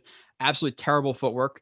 Cocks the ball back, isn't sure about if he should throw it. So he's like, oh, maybe I should, maybe I shouldn't, and decides, screw it. You have Xavier Howard, who's in perfect position on the out route. And he just forces the ball in there. Now, again, if this is a situation where like you needed it and nobody else was open, try to throw a ball at least where he could adjust to it, where it's over his head. But you can't laser it short when the guy is underneath of your receiver, because you assume a good cornerback, when he looks back to the ball and he's in good position, is going to also look back to the ball. So you can't expect him to make that catch. Absolutely terrible pick for the Dolphins. Yeah. Yeah, I don't really have much to add. It's just it's littered in his film, and the some of the ones. Go ahead. Some of the ones I'm showing like now again aren't the best. Like they're good examples, but there are some examples of him. I'm just gonna bring it up just so, because like I always reference this play because I think it's so. I thought it was really Viking. bad. No, I thought you were gonna bring up that Vikings play that you love. What's the one of him throwing it while he's being hit? No, that's not what I'm talking about. I'm talking about the one where, because I literally heard after this play on social media, because people don't know what they're watching and they don't take the time to look at what they're watching, or even just to you don't have to be a good football mind or study film to know this, but it's a play where it's another play action, which by the way is very well sold. And he's looking to the middle of the field. People say, oh, well, you don't really know what he's reading. You don't know this. And people on this play said, oh, well, Donald got sacked because nobody else was open downfield. I'll show it from the other view. He's staring down Cager on a dig route. And in the NFL, I don't care about this linebacker. This is wide open in the NFL. And he continues to read it through here. And he looks the ball. And then he looks off of this read and then takes a sack. What more do you need to see from Donald to know that he's broken than him seeing this? Kyle, I take you in this very moment. You're dropping back. You're here. Are you going to make this throw to this receiver and hit him? I have a shot. A 20-yard throw, wide open. You're hitting this. I have faith in you. You're hitting this receiver. I have a feeling that me being in an NFL game going against these you know monsters, what I'm saying? Like, come on. I would get nervous and probably just fuck up. See, that play action not well sold. Again, looking to the middle the entire time, reading Cager, and then doesn't throw the ball. It's bad. Yeah. It doesn't get much more open than that. Yeah. So, and then we have the play of Crowder before too. Let me see the chat. I don't know if anybody else is asking questions again. This is more of what I do is the film stuff. Is Sam Darnold the biggest bust in Jets history? No, he is not. No. D. Milner, no. I think it's Vernon Golson. He literally it's him and like Hackenberg. Like Hackenberg didn't play one snap in the NFL in a regular season game. Golson never got a sack. Darnold, again, I think he had a chance to be a good quarterback, but the Jets did ruin him. But you have to realize what he is at this point. Obviously, he's not Trevor Lawrence coming out or anything like that, but the Jets did ruin him to a certain extent. That's undeniable. So, yeah. Mark Sanchez is definitely a worse quarterback. I don't care. Listen, you put Sanchez on that. Nobody was willing to at any point after Sanchez started. Well, Sanchez always struggled from day one with the Jets. Nobody, like Shefty said, that we could get a 2 and a 5 for Darnold. Nobody was ever going to offer that for Sanchez. Yeah. Moving on to the next, we're going to go through some of the position groups again, and some of these guys will be pretty short. What do you think about the running backs moving forward? Obviously, Gore's not going to be here next year. He's been okay, lacks a lot of explosion, lateral agility, things like that to really get through backside or to cut it backside or to bounce runs. So you see that show up a decent amount in his film. He's been relatively solid, but I think the offensive line has also been opening up some holes for him. P. Ryan started off the season pretty bad. I think recently he's been playing a little bit better, but now he's obviously hurt. So what do you think about him? I'm going to bring up like one play of Ty Johnson. I don't really have to. I can kind of skip past it. He's pretty open. This game, I'm excited to watch the film. He played really, really well. So what are your thoughts? Did they add to that group? And what do you think about the young guys in general? I think it mostly just goes to show you that running backs are like, I don't want to say meaningless because they're not, but there are so many more things that matter when it comes to the run game more than a running back. It's the least important position on a football team. Besides special teams, yes, definitely by far. Yeah, and maybe a fullback. Like if you're going to count that, that's a running back. So therefore, like you guys who think, ooh, let's pair Trevor Lawrence with Etienne, the running back from Clemson, because they have a good report. Listen, He's handing the ball off to him. Yeah. Does he throw a couple swing routes to him? Yeah, sure. You don't need to have good chemistry between a quarterback and a running back, and stop drafting running backs in the first round. Yeah, they're good for a couple of years. Look at Zeke Elliott. He's not what he used to be, right? He's still a good player. How does Saquon Barkley working out for the Giants? But no, but seriously, there's a lot more reasons why they actually had running lanes to run through, and a lot of it was running behind Becton, and the Raiders' run defense also sucks. A lot of and getting good angles in the run game is really what's important, and that's coaching and scheme mostly. But these guys did break some runs, especially Josh Adams. He had a couple nice runs. Especially, one late in the game where he almost took it to the house, but he got tackled just short of the 5-yard line or whatever. Like he cut it back up the middle, broke a tackle on his way up the middle. So that was nice. A couple, Johnson, sometimes, he outside zone run, then he faked like he was going to cut it back. And then instead of cutting it back, he actually took it more to the outside. Like they were also doing their thing in the run game too. But it just goes to rusher since Isaiah Crowell versus the Broncos in week 5 or 6? Week 5 or 6 of 2018. He does a good job here too. I agree. I like him in terms of this, seeing that inside shoulder versus outside shoulder, and him really attacking this B gap. Mm-hmm. And the explosion's pretty good here too. Obviously, dropping his hips, opening up his foot so he could work over his hips or work over that foot. Obviously, if your foot's going to be straight, you're not going to be able to cut as good. So you have to make sure to turn that foot in the direction you want to cut. So good job with that. Obviously, sees this guy with inside leverage, but he's not going to be able to bounce this all the way outside. So then he plants and explodes forward. Really good play by him here. We do have 2 callers, and we'll get into some other film. We have somebody who's been waiting for 20 minutes, which I didn't even see. It says Dark Assassin Dress. I don't know what they want to talk about, but hopefully, that name sounds familiar. I'm pretty sure this is the guy who's tied with you in the pick'ems, Kyle. But Dark Assassin, what's up? What's up, fellas? Hey, I'm glad you're calling in. I always see you commenting on stuff, but I don't know if I've ever heard your voice before. No, I called in once before. You called the name screwed it up. I forgot what it called me, but it was really funny. I was dying laughing when it called welcome me. For the second time. All right, so I want to talk about the off season because I've been thinking about. I mean, that's all Jets fans could think about, right? Yeah, go ahead. Well, I don't think the rest of the season matters. Losing every game, so. I mean, I've been thinking about the off season after week 1. To be honest, but I'm thinking that since week 1. Oh, sorry. Go ahead. I think that we should spend all the money in free agency on offense. Like if Tooney gets available or Sheriff, definitely a receiver. And at first, I was thinking I didn't want to go defense in the draft, but I would not mind taking an edge in the first round after Lawrence, and then corner in the second because just such a need, and then focus on running back, receiver, and the third or fourth or something. What are your thoughts, Kyle?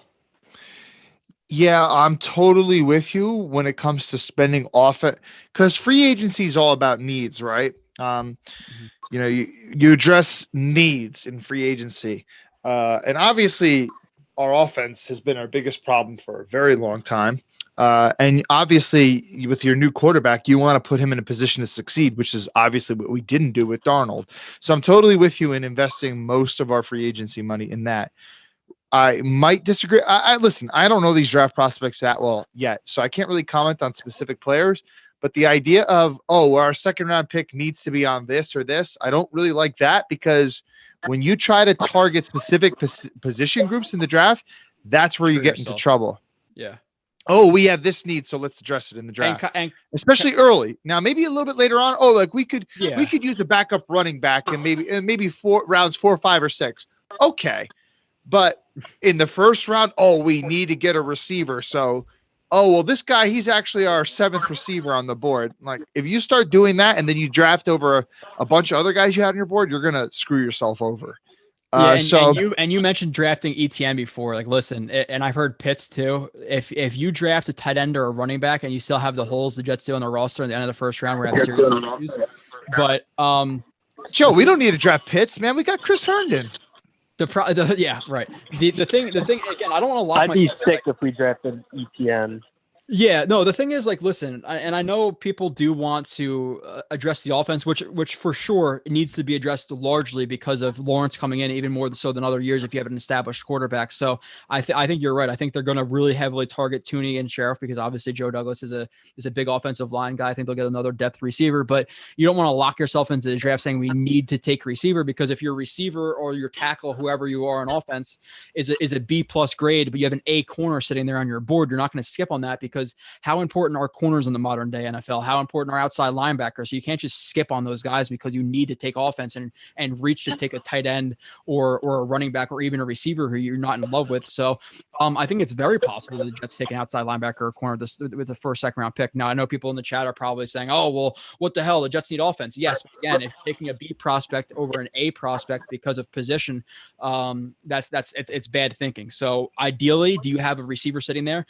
It's an A+ receiver? Yes, but we don't know what's going to happen in the draft. It's so hard to predict. So I'm not going to say they won't draft this or they won't. I would love to bring in Allen Robinson. Yeah, Allen Robinson, Kenny Golladay, some of those guys. I'm good with a lot of those. Or Godwin. I really like Robinson. My thought with Robinson though is, I know they're quite a little bit different, but are you getting two guys with him and Mims that kind of got similar skill sets? They're both, what's their biggest strength? Jump ball, right?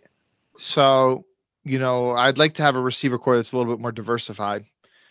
Yeah, but if you can get one of those guys, I'm not going to say no because Sure. So, and usually your outside guys, like they could do, I think Robinson's a guy who could play Z. Like, I don't think he's just an X guy. I think Mims is more of an X guy, but then you have Crowder, who's a slot guy. So it's not like they have three big receivers, especially if you keep Crowder. I think obviously a core, like, listen, if you go to next year and you have Crowder, Mims, Robinson, and then, you have, Perryman as a backup, that's someone solid receiving core. Or even if you don't have Perryman and you draft the guy in the third round, like that's a solid core. So Chris Herndon, oh man, dude, yeah, right. Okay, Assassin. Anything else to add? I definitely appreciate you calling in. I'll remember that you did next time.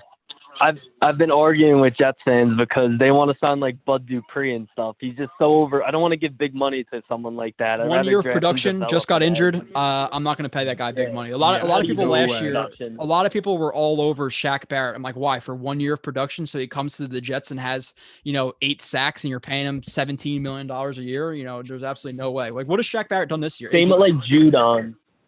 Yeah, Judon's a little bit better, but he's so old now. The Smiths last year were pretty overrated in my opinion too. With Za'Darius and Preston, I know they did some good stuff with Green Bay, but I still thought they got overpaid. So that's why people talk about, oh well, you can't draft an outside linebacker at the second first round pick. But would you rather overpay for a guy like a Judon in free agency? Listen, if you have a truly elite edge rusher, he will never hit free agency.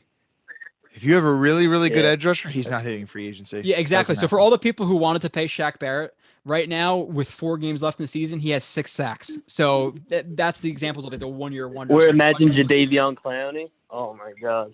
Well, that would have been awful. I know you listen to a lot of those streams, Assassin. It's like you pay Jadeveon Clowney for what? So he's gone next year. He takes all your money. He doesn't produce because he's not trying. And then when you're trying to compete in 2022, he's not here. Like, who cares about signing old guys like him or Logan Ryan or whoever? So, but appreciate the call, Assassin. Again, hopefully you call in soon and keep killing it in the chat. I know you're always in there. All right, good talking to you guys. Peace. All right, and we got one more before we go into the rest of the running back talk. And again, we'll run through the roster. Might not be able to get through everything, Kyle, but it is what it is. Well, we have plenty of time in the offseason as well. This caller is Bill, and they want to talk about a match and what your opinion is on here. So I don't know. Again, I love our call screening, but hello, what's up, Bill? Hey, Bill. Yes, am I on the YouTube? Wow, that's a. Say, like, obviously that's. Listen, if you don't have anything better to do with your life than calling a talk show on YouTube with 100 streamers, then you should probably get a life. It's kind of sad that that's your enjoyment. But hey, what are your thoughts on people who don't have a life, Kyle? Get one? Yeah, pretty much. All right, moving on. Perrine, I showed that one play. I thought he had some pretty good vision. Perrine finds hole, and I'm gonna show some other ones where he doesn't necessarily have the best vision. So I like the fact that he is showing this stuff, especially in his last game that he played for the Jets. Tight inside zone split here, and again, this is almost harder to kind of break down because I'm not sure necessarily even how he knows his hole is on the backside unless he just guesses. But the fact that he knows he's going to get clogged up here, obviously, again, does a good job dropping his weight, turns the right foot, shows some good lateral ability, explodes through a hole that's really not there. I don't think he sees it until the absolute last second. So good job by him recognizing the hole. Cutting backside and taking a run that could have been a 1 yard gain to a stuff to a 5, 6, 7, 8, 9, 10 yard gain. And he lowers his shoulder at the end. So I definitely like that Perine showing some of the stuff, later in the season. It seems like he's developing. A lot of guys, like, listen, I wasn't very high on Perine in the beginning of the season, but I also said that, kind of, I guess, stipulated with the fact that he's a 4th round running back in his first year. Like, let's not be too hard on the guy. And it seems like at least in the recent games, he's bouncing back because of, again, people were low on him because of plays like this, Kyle, where this is pretty much as bad as it gets. So what are your thoughts on, I don't know if you remember this play, and I don't know if you remember or if you want to comment on the last play I just showed. Yeah, I like that last play. In terms of the last play, some of it's just a feel. Like, if you've been playing running back, listen, this guy, when he was in high school, is probably getting 30 to 40 carries every single game. And, even in college, he had a lot of production too, in terms of, being there for as long as he was. And sometimes it's just a feel for some things, when you've been playing for that long, okay, obviously there's no hole here, but I've gotten a hole many times when I've tried this before in the past. So some guys who just kind of have a feel for it, like Perine, he didn't test very good at the combine. He's not overly athletic, but he's a baller. Like, the reason why he got drafted in the 4th round is not because he's an elite athlete. It's because he's a football player. And sometimes with football players, they just, they have a feel for certain things. So I kind of attribute that last run to that. But yeah, this one was pretty bad right here. But again, remember, he didn't have any preseason, didn't really play in the beginning of the season. With this play, another like tight zone split. My problem with this play is you're reading leverages. He has leverage. He has leverage play side. And the reason he cuts this run back is because there's bad awareness. Like, obviously he's the sifter, the split blocker. This linebacker who does a bad job, or it looks like actually a DB. The DB who's in man coverage is following Herndon. And that's the reason it looks like that Perine cuts back when this was a wide open hole and he cut back because him following Herndon right here. So again, hitting this hole, he has leverage. So you want to hit this A gap, and he needs to recognize, again, just not even based on the red flash, look at his hips. If you're reading that guy, he's not filling a gap. He's clearly following Herndon. So like, and I know it happens quicker. It happens really quick on a football field, but you're a professional athlete. You need to notice these things. So now he cuts it back to a run that could have been easily, 2, 3, 4, 5, 6 yards. And he cuts it back right to the backside where there's multiple Chiefs defenders waiting for him. So those are the things earlier in the season that we were seeing. I think maybe later in the season, he hits this. Maybe if he's playing like he did in the Chargers game, he would have hit this. But this is an example of the really bad stuff that we've seen on film from him. Yeah. Ty Johnson, I'm going to bring it up because the one play I had of him, Miami. It was like the 25-yard run. It wasn't. Somebody's going off about Darnold in here. Flo is. I don't know. Throws to cover Mims. Nice throw. There's a bunch of crazy comments now. We're getting 2 hours deep. There's a bunch of crazy stuff in there. People are fighting over Darnold. Like they got the Darnold stands in there. There's a Darnold stand or two. I think he's gone. Ty Johnson can be the starter next year. Who cares? No, I think somebody asked if we would take Najee Harris in the 2nd round. Again, one thing I do want to preface this, when I answer these questions is I haven't watched a ton of film on these guys, and I like to comment when I know. But do I want a running back in the 2nd round based on all the Jets needs they have? No. Now, if Najee Harris is sitting there, again, considering where he's at or where they are on their draft boards, if he's an A grade and there's an outside linebacker who's a B-, C+, maybe you take Harris. But I would rather stay away from running backs in the first 2-3 rounds, to be completely honest. Yeah, I'm with you on that. Well, I mean, one thing that I saw a lot of people saying about Barkley was, the thing about Barkley's fit because he was taken second overall, his 5th-year option was going to be a huge number, which was like way above the running back market rate. So that's one of the big problems with taking a running back early. If we're taking him late in the first round, okay, maybe, but in the second round, I guess it's acceptable. But I don't know, man. With that first pick in the second round, you can get a lot of really quality players there. So I don't know if I want to go running back because you see guys produce every year. Like this guy from the Redskins, I think he just got hurt in this game against the Steelers tonight, but he had a great game against the Cowboys last week. Where did they draft him? What round was that? I mean, Gibson. It's Gibson, right? I think. Yeah. I think he's like a 4th or a 5th round pick. I mean, every year you can get guys in later rounds to produce. I know. You know what, man? If P. Ryan stayed healthy and P. Ryan was on, the Browns with that offensive line and that running game right now. Well, dude, like you said, listen, Zeke's been struggling because the Cowboys are banged up. Saquon Barkley struggling because the Giants don't have a good offensive line. The offensive line makes the running back. And now, the running back can have some special traits like a Zeke or like a Bell or whoever it might have been, good running backs in the past. That Bell's not good anymore, but who could make a 4-yard run, a 5-yard run, or take it to the house, or have really good pass protection, or have really good routes, like things like that. But in terms of the running back position, 90% of their production comes because of offensive linemen, like an average running back. Obviously, if you're terrible, if you're Trent Richardson, then that's not scheme. And scheme, but like it's largely dependent on other positions. So you can't just. I'm not taking that. What's this? 17-17. Nice. That's brutal. I have them. I know you're not a betting man, Kyle, but I have them in. I think 2 parlays, and I think I have the Steelers +4 or -4.5. So I would like to see the Steelers, score this touchdown right here. But let's get into some mims. I guess you want to do some mims. Maybe we'll do offense stuff, and then we'll get into defense like the next show that we do, or something like that. Sure. Just because plenty of all season to talk about stuff. Now, thoughts on Mims so far. Obviously, you know my thoughts if you follow the show at all. But Kyle, what are your thoughts on how he's been playing his first 5-6 weeks? I think. Yeah, so we love the pick. I mean, almost universally, Jets fans love the pick, and he's kind of what we expected him to be. It's just a shame that he's playing with this quarterback right now, and he's playing in this offense right now, and that he missed so much. I mean, I'm actually kind of grateful that he missed some of the season early, because who knows? Maybe we win that Broncos game if he's in there. Who the hell knows? I don't know. But yeah, man, this kid, he's going to be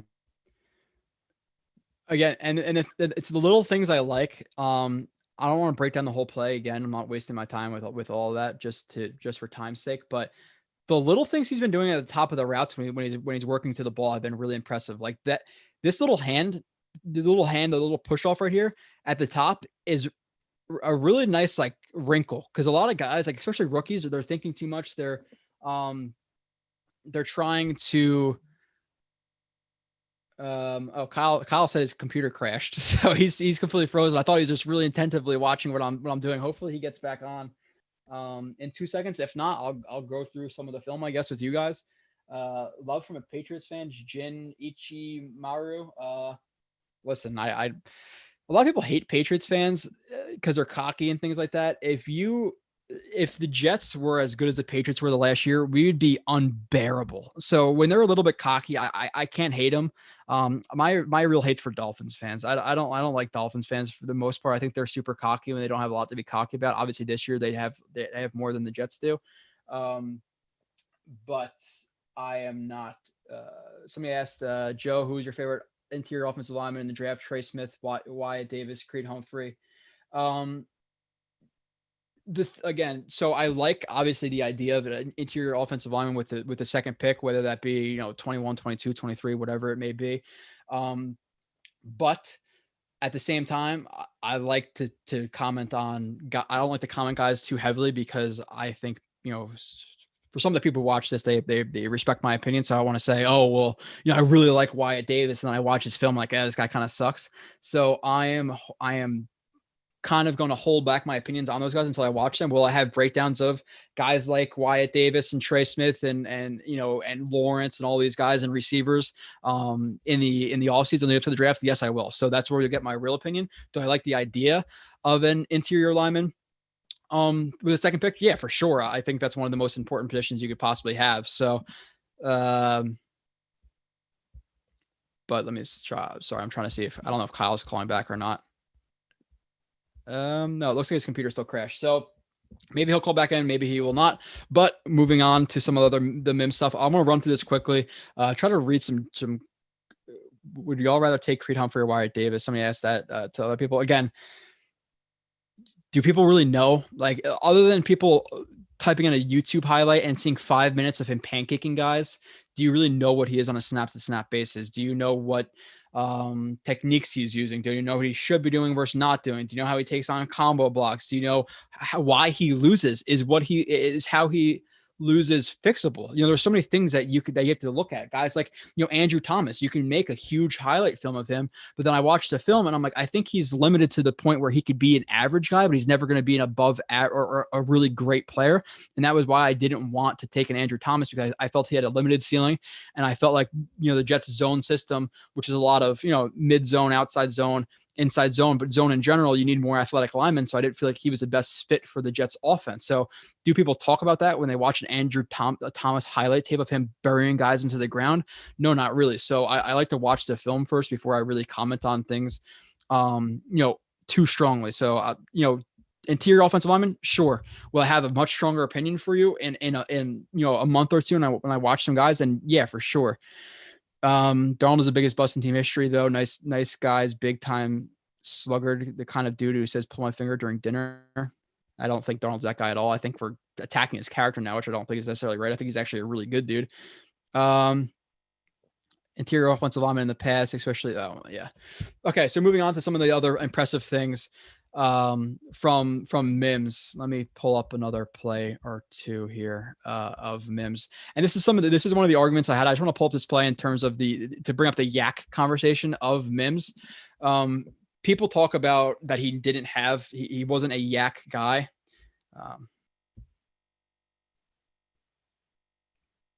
Okay, Kyle's back in. Okay, hold on. Let me just see this. That's what I was looking at my phone. I'm sorry for being distracted. And Kyle should be admitted. I'm so sorry that happened. No, it's okay. Do you have you have to turn your video back on? Camera. Kyle? Yeah, I'm coming. Yeah, man. I got 3 computers, man, and I swear, like this one, I use this one for doing this type of stuff because I actually have a port to plug the Ethernet cable into my router, so it makes the connection a little bit more stable. Yeah. But it crashes sometimes because it's a freaking school computer. So I'm sorry about that. No, it's okay. I was talking about somebody was asking me about interior offensive lineman like Wyatt Davis versus this guy versus that guy. I just said in general, I like the idea of an offensive lineman with the late first round pick, depending on what they do in free agency. But overall, you'll get a much stronger opinion from me pretty much. That's what I said. Like, I don't like to comment on guys because you don't know what scheme they're in.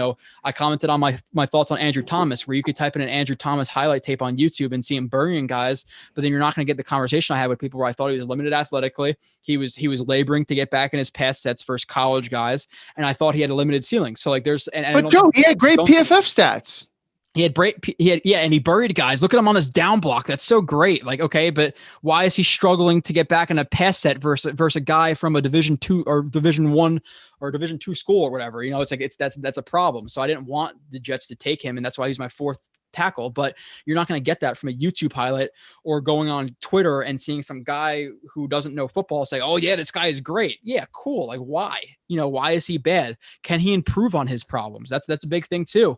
If you're limited athletically, it's kind of hard to fix that.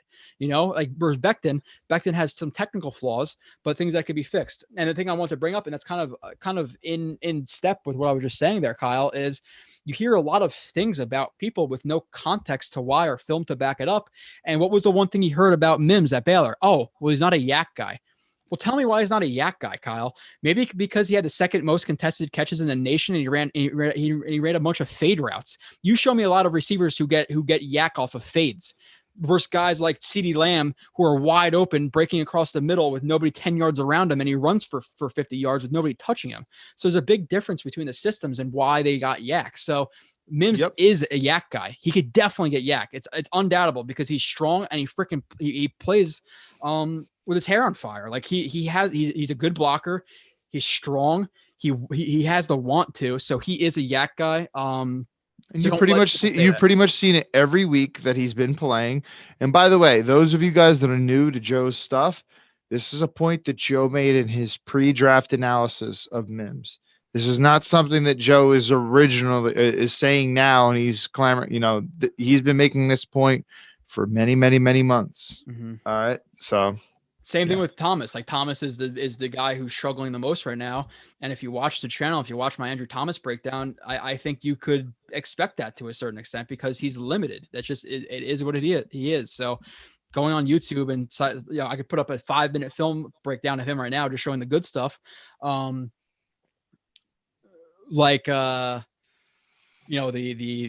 Smaldies out there, the guy who runs with Smaldies, who put up 5-minute highlight tapes and talk about how great people are. It doesn't give people a real perception of what people are. And that's why it's kind of frustrating, especially when people you hear refer to these people being such great film guys. Like you see a bunch of guys with 100,000 followers on Twitter put up a breakdown and it says, "Oh, really good down block." It's like, thanks, bro. Like, that was really great analysis, so like you see a lot of that. So like I said, be careful to people. I always say that to people.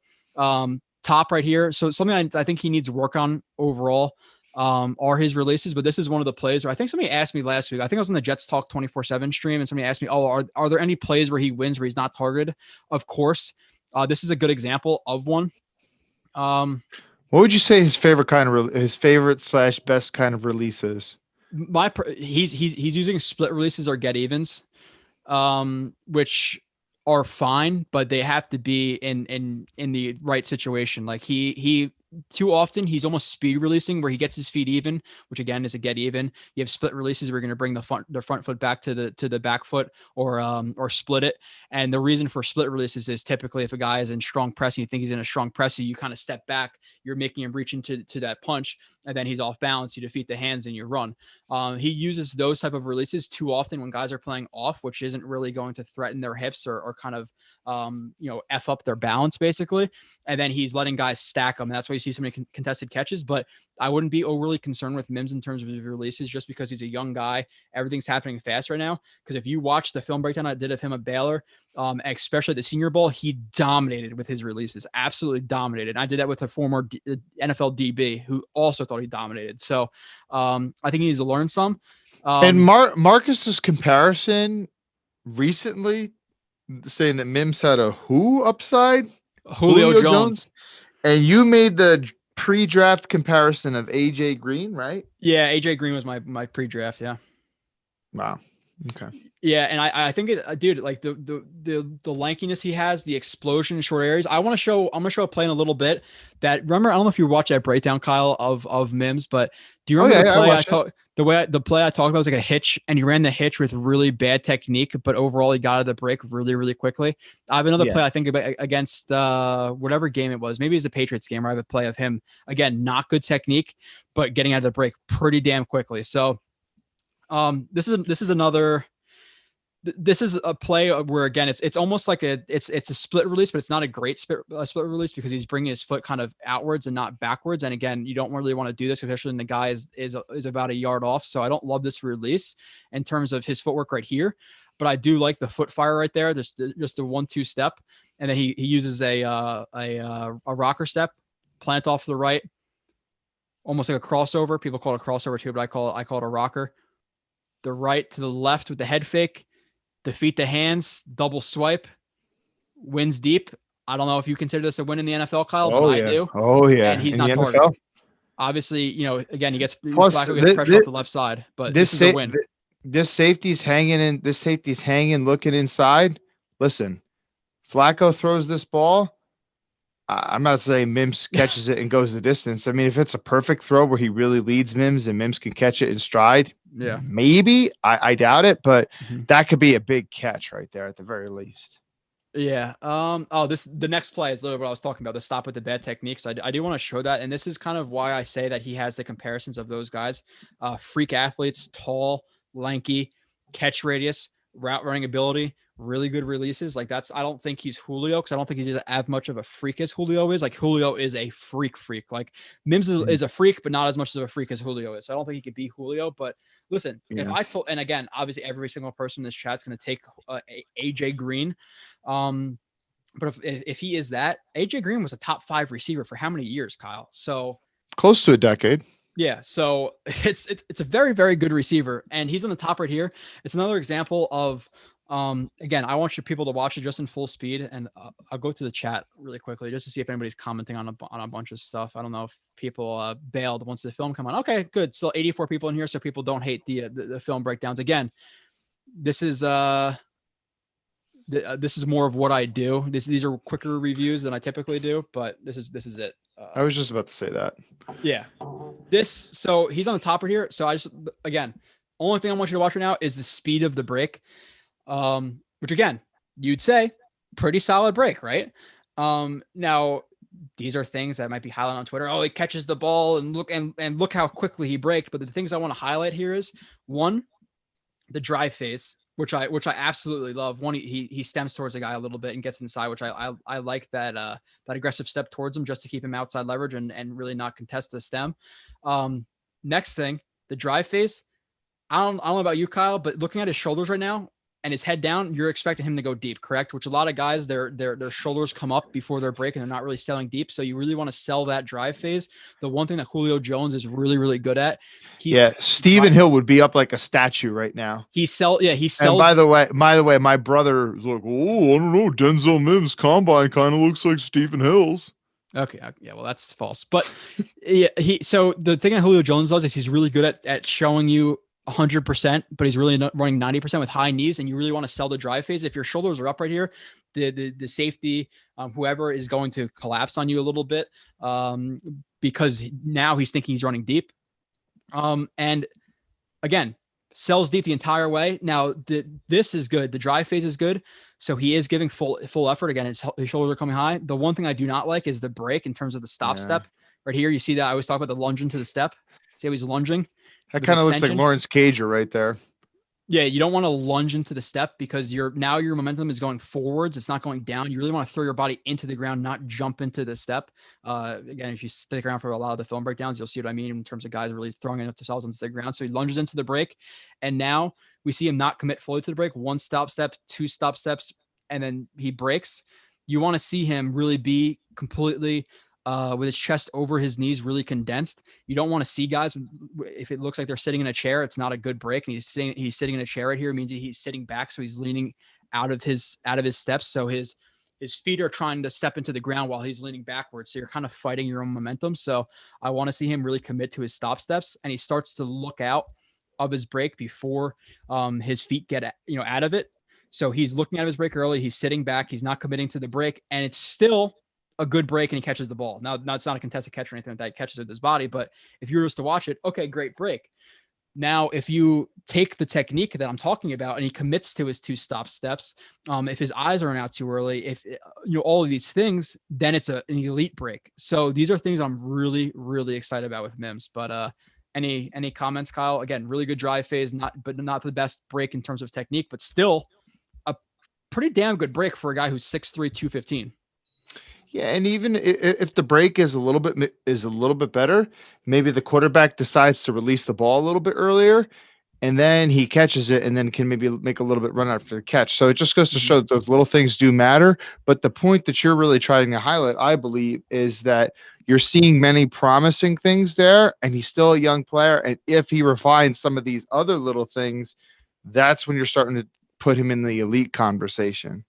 Oh, right? Yeah, for sure. Yeah. Well, like I said, if you can make a good break with bad technique, imagine what that break would be with good technique. Like not even elite technique, but good technique. So that's what I'm really, really excited about in terms of him being a freak.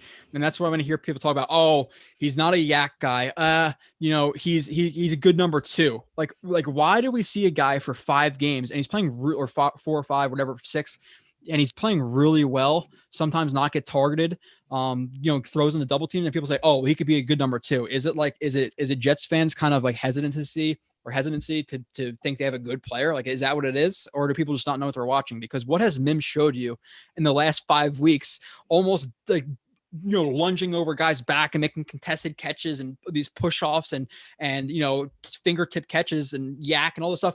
And he's a number 2. Like, why? What does that come from, Kyle? Yeah, I keep hearing the number 2 thing as well. And again, this is my brother said that as well. He'd be a number 2. I don't quite get it at all. I don't quite get it at all. That talk with Jets fans specifically, it might be that they're just so jaded by the horrible offense that we've had for so long that they don't think that we could possibly have a good number 1 player that everyone has on their fantasy roster that everyone wants to draft in like the first 2 rounds. Yeah. Could be something like that, but I'll tell you what, it's really not based in actual film study, because when you watch this kid's got lots of true wide receiver 1 traits. I mean, we're just talking about contested ball skills. Right here, Kyle. This is easy enough one. Like frickin' just the fact that he's holding the line right here, and then as he knows he's going to break the ball, the timing of the break with his hand, which was in the DB's shoulder, pushing off to make himself room on the sideline and catching the ball. Like, that's his little stuff that receivers don't. Like, there's receivers who just cannot do this. And then at that point, it's contested ball and maybe they drop it. But the fact that he has like the ability and the smarts already in his young career to pair the break to the ball, time the ball with a push off to catch it is awesome. Yeah. And the push off is kind of subtle here, which, you can get away with that. If it's too blatant, you really extend the arm, you really kind of lean into the push, it's going to get called, but you can work with that. Yeah, you need to be a little pushy sometimes. I mean, DeAndre Hopkins has made a living doing that. Oh yeah, and he's super physical. Where I think like Mims in terms of like athletic ability, obviously DeAndre Hopkins is more physical than Mims, but in terms of being able to break quickly and things like that, I think Mims is more of a freak than he is, because Hopkins is he's strong, but he's not Julio Jones. No, not at all. And Mims is what, 4.38, and DeAndre Hopkins is 4.57. So that's a big difference. Yeah, for sure. Again, with the bottom, I don't want to over analyze in terms of like him pushing off, but another situation to the bottom of the screen where he has really good timing in terms of pushing off, planting, high pointing the ball, attacking the ball. Like, this is sexy, man.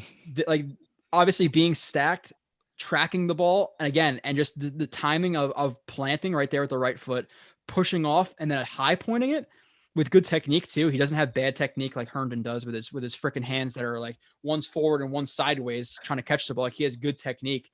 Really, really good from Mims right there too. I have a couple more plays of him if you want. If not, I can move on from Mims. Oh yeah, no, I like Mims, man, and we're talking about the future. I think I'm actually quite surprised just from seeing how fans have been in recent years. Like, I've been pro tank for several seasons. Like, I was pro tank, 2017 season, because the 2018 quarterback class was supposed to be so good. But there were so many fans that season that weren't pro tank.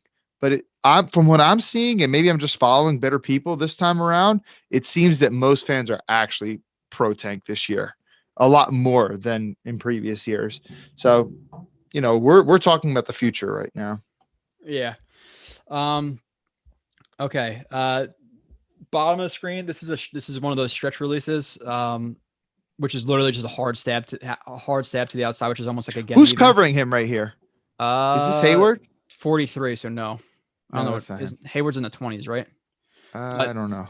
Really aggressive stretch. Obviously, if you're a DB right now, you're getting sold that he's running to the outside with both of his hips and his body language. So really good stretch release. Pairs it with a club from the right arm to continue the DB where he's going. Clears himself with the left arm. So club clears himself just if there's like a containment punch or like a slingshot technique from the DB to try to get back in and inside of him, or just back in in phase.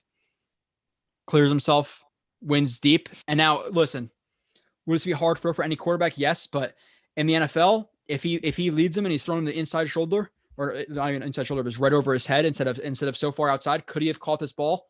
maybe. So I'm going to consider this a deep win for Mims that he was missed on.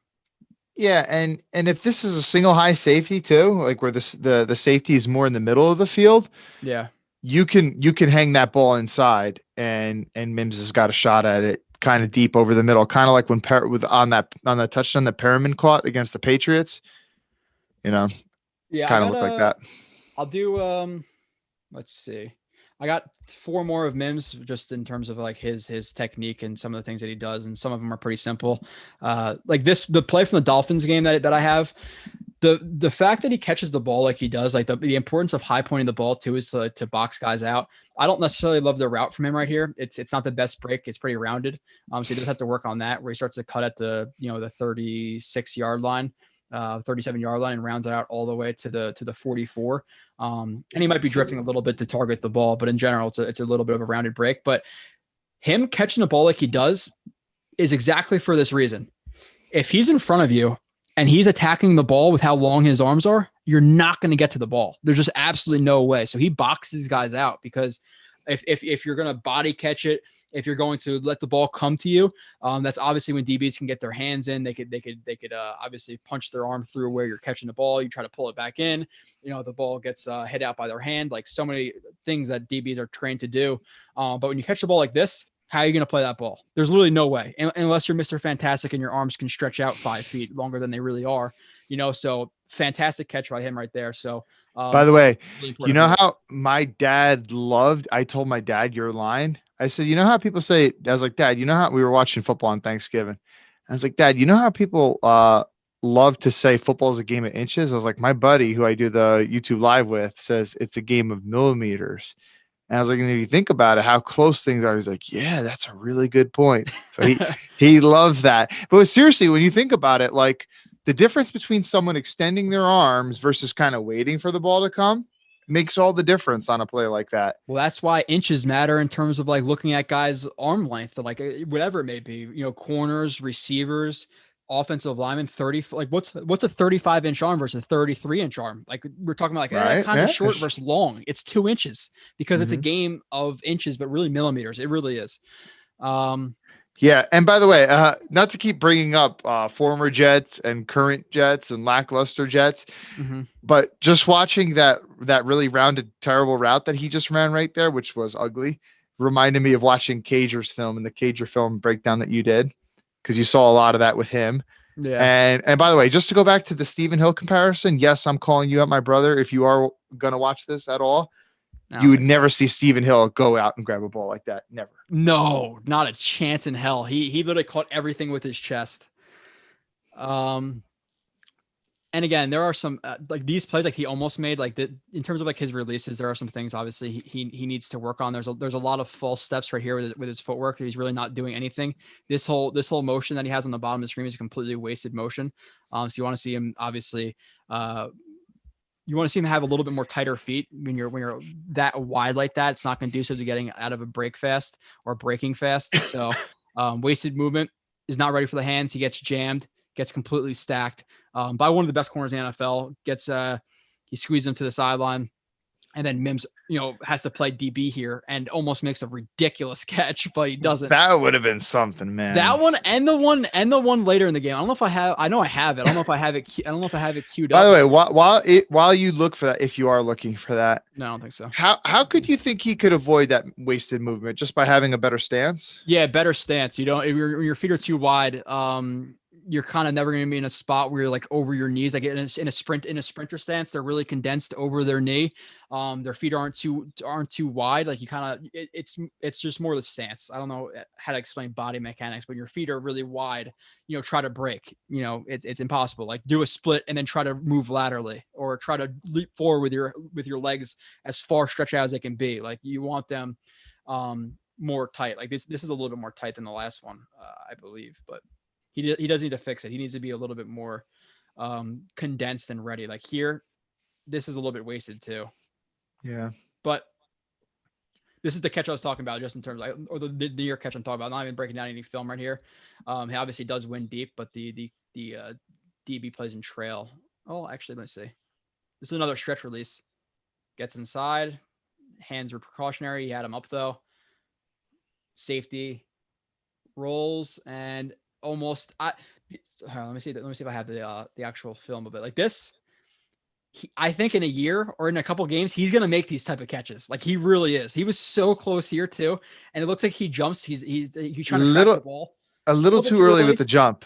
Little too early, but these are catches he's gonna make. Because by the time the ball gets to him, he's already starting to fall down. So if he jumps just a little bit later, the ball will arrive to him by the time he's hitting the peak of his jump. I think it's almost because he's running and he's obviously he wants to jump because he knows it's going to be contested. So he kind of jumps to put himself in position, but he literally floats in the air right here.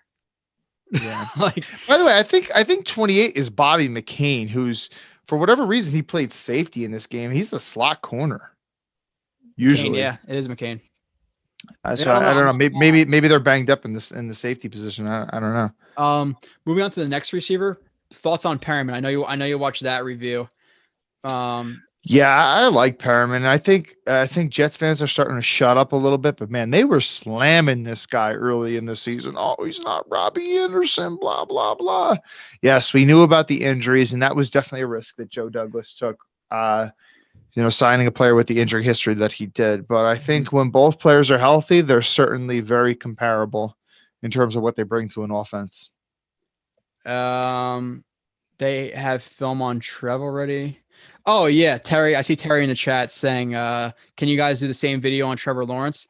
I will 100% be doing it. I'll know. Kyle will have. We're talking pre-show.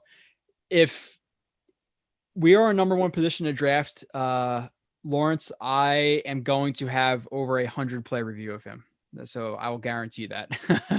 So I know Kyle will comment on some questions, but I do a show every single week or mostly weekly, and you will have plenty of film on Trevor Lawrence. And by the way, let me redeem myself, Joe.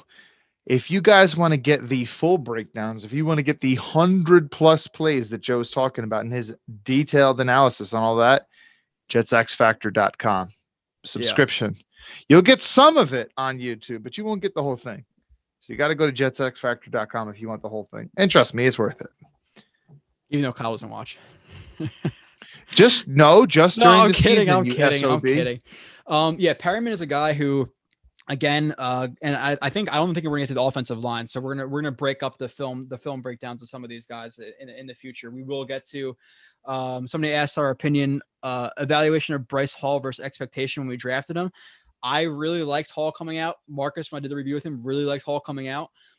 He was drafted so low because he was injured. But in terms of him getting beat and stuff like that, he's getting beat versus Mike Williams. He's getting beat versus Devontae Parker. Keenan Allen. He's getting beat versus Devontae Parker. He's getting beat by Darren Waller. And the difference between him getting beat and how Austin's getting beat, how all these other guys are getting beat. Actually, Kyle, that's okay. Actually, we'll want to stop here and talk some topics, and we'll get into all these other guys later. In the future? Whatever. I'm down with that. Yeah. We'll do that. I was really pissed that as soon as we started the film, which is a little bit more exciting for me, I would say. I like everything. I like interacting with the people and stuff. Yeah. But I'm so pissed that my computer started to crash basically almost as soon as we got into the film. And I'm like worried that that's going to happen again. But hopefully it won't. It didn't happen last time. Yeah. Now, yeah, we'll stop it there. Now let's, because I want to go through the rest of the roster without going. Sure. Let's do it. Just quick, like lightning round thoughts on these guys, because people are asking some questions about some of the other guys. But we'll wait for Hall. Perriman, really liked him. I liked his film a lot with the Buccaneers. There's a lot of rumors about him in terms of, again, this is what I do all the time. It's the film breakdowns, it's the free agents, it's the draft picks. I had film on every single draft pick last year. So if you want, other than Braden Mann, so that's a lie. But if you want to watch the breakdowns and hear me talk about them instead of just hearing, okay, the Baldy stuff. I'll get to that really quick. That annoys the shit out of me. Wait, what really rumors were you talking about? You said rumors? The rumors with what? I'm confused now. All right, never mind. Just go to Baldy. Yeah, no, I must have heard you. Room. I forgot the room. Oh, sorry, with the Perriman. I go in 1,000 different directions. The Perriman stuff was, he was only good his last 5 games. Oh, that's the only time he produced. If you watch the film breakdown, again, you don't have to do it with everybody. I know you might not care about Blake Cashman in the 5th round, but if Perriman's a big signing, I said Perryman's getting open in the first 10 weeks of the season, but he's not being targeted because he has guys like Godwin, like OJ Howard, like Mike Evans. So here's a play of him burning Darius Slay for what could have been an 80-yard touchdown because he created 5 yards of separation on him, but he wasn't targeted. But you don't hear people talk about that because they go on Google, they hit in stats, and they see the stats, or they listen to the common storylines on Twitter.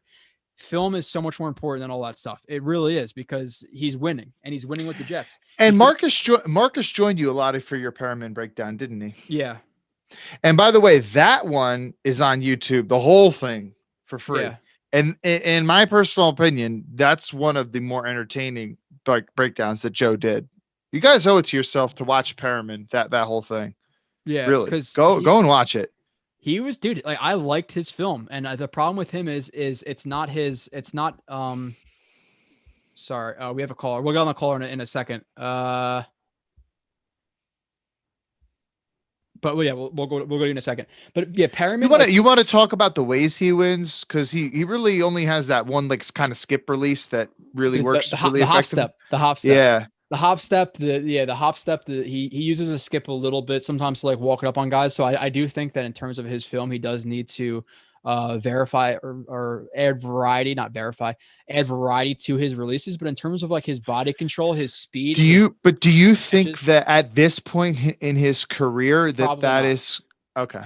But he wins enough. Like the Patriots game, he could have had, what was that? He could have had 3 touchdowns. One he dropped, one Flacco threw him short, so drew a pass interference by the 5-yard line. One he actually won.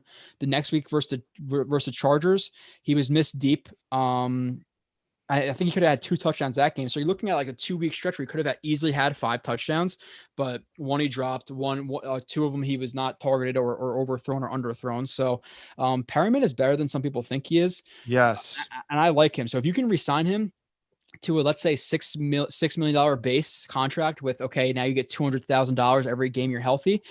Having him as your 4 is one of the best 4s in the NFL if he's healthy, because I think he's a decent starter. Like if you have Perriman as your number 2 and he's healthy every week, I think he's decent. So yeah, that's what I was just about to say. Like, if this guy could stay healthy, he's in the right offense and stuff, he could be a legit too. Could. Yeah, for sure. Like just the play, where's the catch? And those are some big ifs, no doubt. There are some big ifs, which is why I want to sign him to don't trash the dude's skills on the field when he's actually playing. Like bad receivers. If you are doing that, then you're an idiot. Like, look at this. Like he has ability. Trust me. And look at the fucking hang time there, man. The hang time, the extension, like the concentration to tip the ball to himself and catch it. Like he is a solid receiver, but he's injured. And by the way, who's he going against right there? Their big $100 million quarterback. Yeah, it's Byron Jones. Exactly. $100 million. So like something like that. I think it's literally, well, no, that Amari Cooper was 5 years, $100 million. I think it was literally $100 million or something like that. But to wrap up the receiver position again, we'll go over some of his other stuff. I have the, actually, I'm just gonna bring up one play of him just because we've been talking about him a little bit. And I do want to kind of back myself up in terms of him not getting the ball thrown to him correctly. And this is one of the ones where he literally just wins with pure speed. Yeah. There's really nothing about this. But again, is this a win in the NFL? And does he have, a yard or 2 on McCourty, where if he didn't have to gear down for the ball, you could clearly see him tracking the ball and have to gear down. Yeah, if Patrick Mahomes is throwing this ball, dude, touchdown. Yeah. So now this again, I don't want to kill stats guys because I think Nani is really good at it, and I think he backs up with film, which is important. But the stat humpers out there who say, "Oh, well, this wasn't," let's just go to the stat sheet. People don't say, "Oh, well, he drew 10 pass interference calls." This is not a play on the stat sheet, but I'm all about process versus results. The process of this play should have been a 62-yard touchdown, but the result was a pass interference that doesn't go onto his play sheet. Is that his fault, or is that Flacco's fault? Another good job, by the way, with his arm right here, defeating the arm of McCourty. But you can clearly see him gear down for the ball. He's not running full speed nearly right here. Completely underthrown. Good quarterback. This is a 62-yard touchdown. So this is the stuff I'm talking about, and this was littered in his film with the Buccaneers, whether it be missed throws, missed reads, whatever. So film is important. I'm going. What do you think about his drive phase of the route right there? I wasn't really looking at it. I thought it was good. I guess I was. I mean, he's fast. I was just wondering because speed. Yeah, that's what I said. I literally put Perryman's speed on the top of that because he's a burner. He's a guy who's 6'2", I think ish, like 210, 215, who easily, if you put him in a 40-yard dash, is running a low 4.4, a high 4.3. Like he is fast. Well, he ran I mean, listen, he didn't run at the combine. Pro day was a 4.27, which is the same time as Ruggs. And I know people run faster at their pro days. Yeah. So take it for what it's worth. So is he a 4.3 guy, a low 4.3 guy? Mm-hmm. Yeah. Yeah. We're gonna cover again. We're gonna do lightning round after this with some of these guys. The caller, Joe, I think it is. But let me bring him on. It's gonna have to be pretty quick, caller, just because we are rounding up on the time we usually close out. But what is up if you can hear me? What's up, man? How's it going, man? Hey. You guys hear me? Yep, we got you. Yep, loud and clear. You got me? Cool, man. Yeah, I just had a question, man. I know you guys are talking about offense right now, but I just want to pivot to defense because obviously we're going to need a coordinator. What do you guys think of Aaron Glenn, man? I mean, he's done a really good job with the Saints. I know the Bungles wanted him, and the Saints blocked him to get him, and the Giants wanted him too last year, I believe, as defensive coordinator. I was just wondering, do you think maybe Aaron Glenn comes back as defensive coordinator? I know he used to scout for the Jets too. So I think he might be a pretty good addition, man, or come back actually,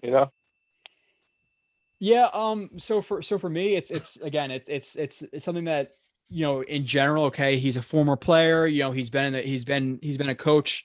So do you like the idea of it? Yes, but I haven't necessarily, and again, I'm no professional at all, but I haven't seen how he coaches. I don't really know what his techniques are, what he likes to coach. Is he a shuffle technique guy? Does he like press? Does he like, off coverage? Does he teach like read steps? Like, what does he teach? So I don't really know how he necessarily fits with the Jets and what he prefers to coach. And also, like, a lot of people assume, and I'm not saying you in general, caller, I'm just saying people in general typically assume, because he's a player means he can coach. Playing and coaching are completely different ball games. So how good of a coach is he? I'm not sure. No, I was just saying, familiarity with the franchise. Not to cut you off, man. I was saying because he's done actually a good job with the Saints. I understand like different techniques and whatnot, but like he's actually done a good job with the Saints. That's why I'm not saying because I would want like Marcus Coleman to be a coach. You know what I mean?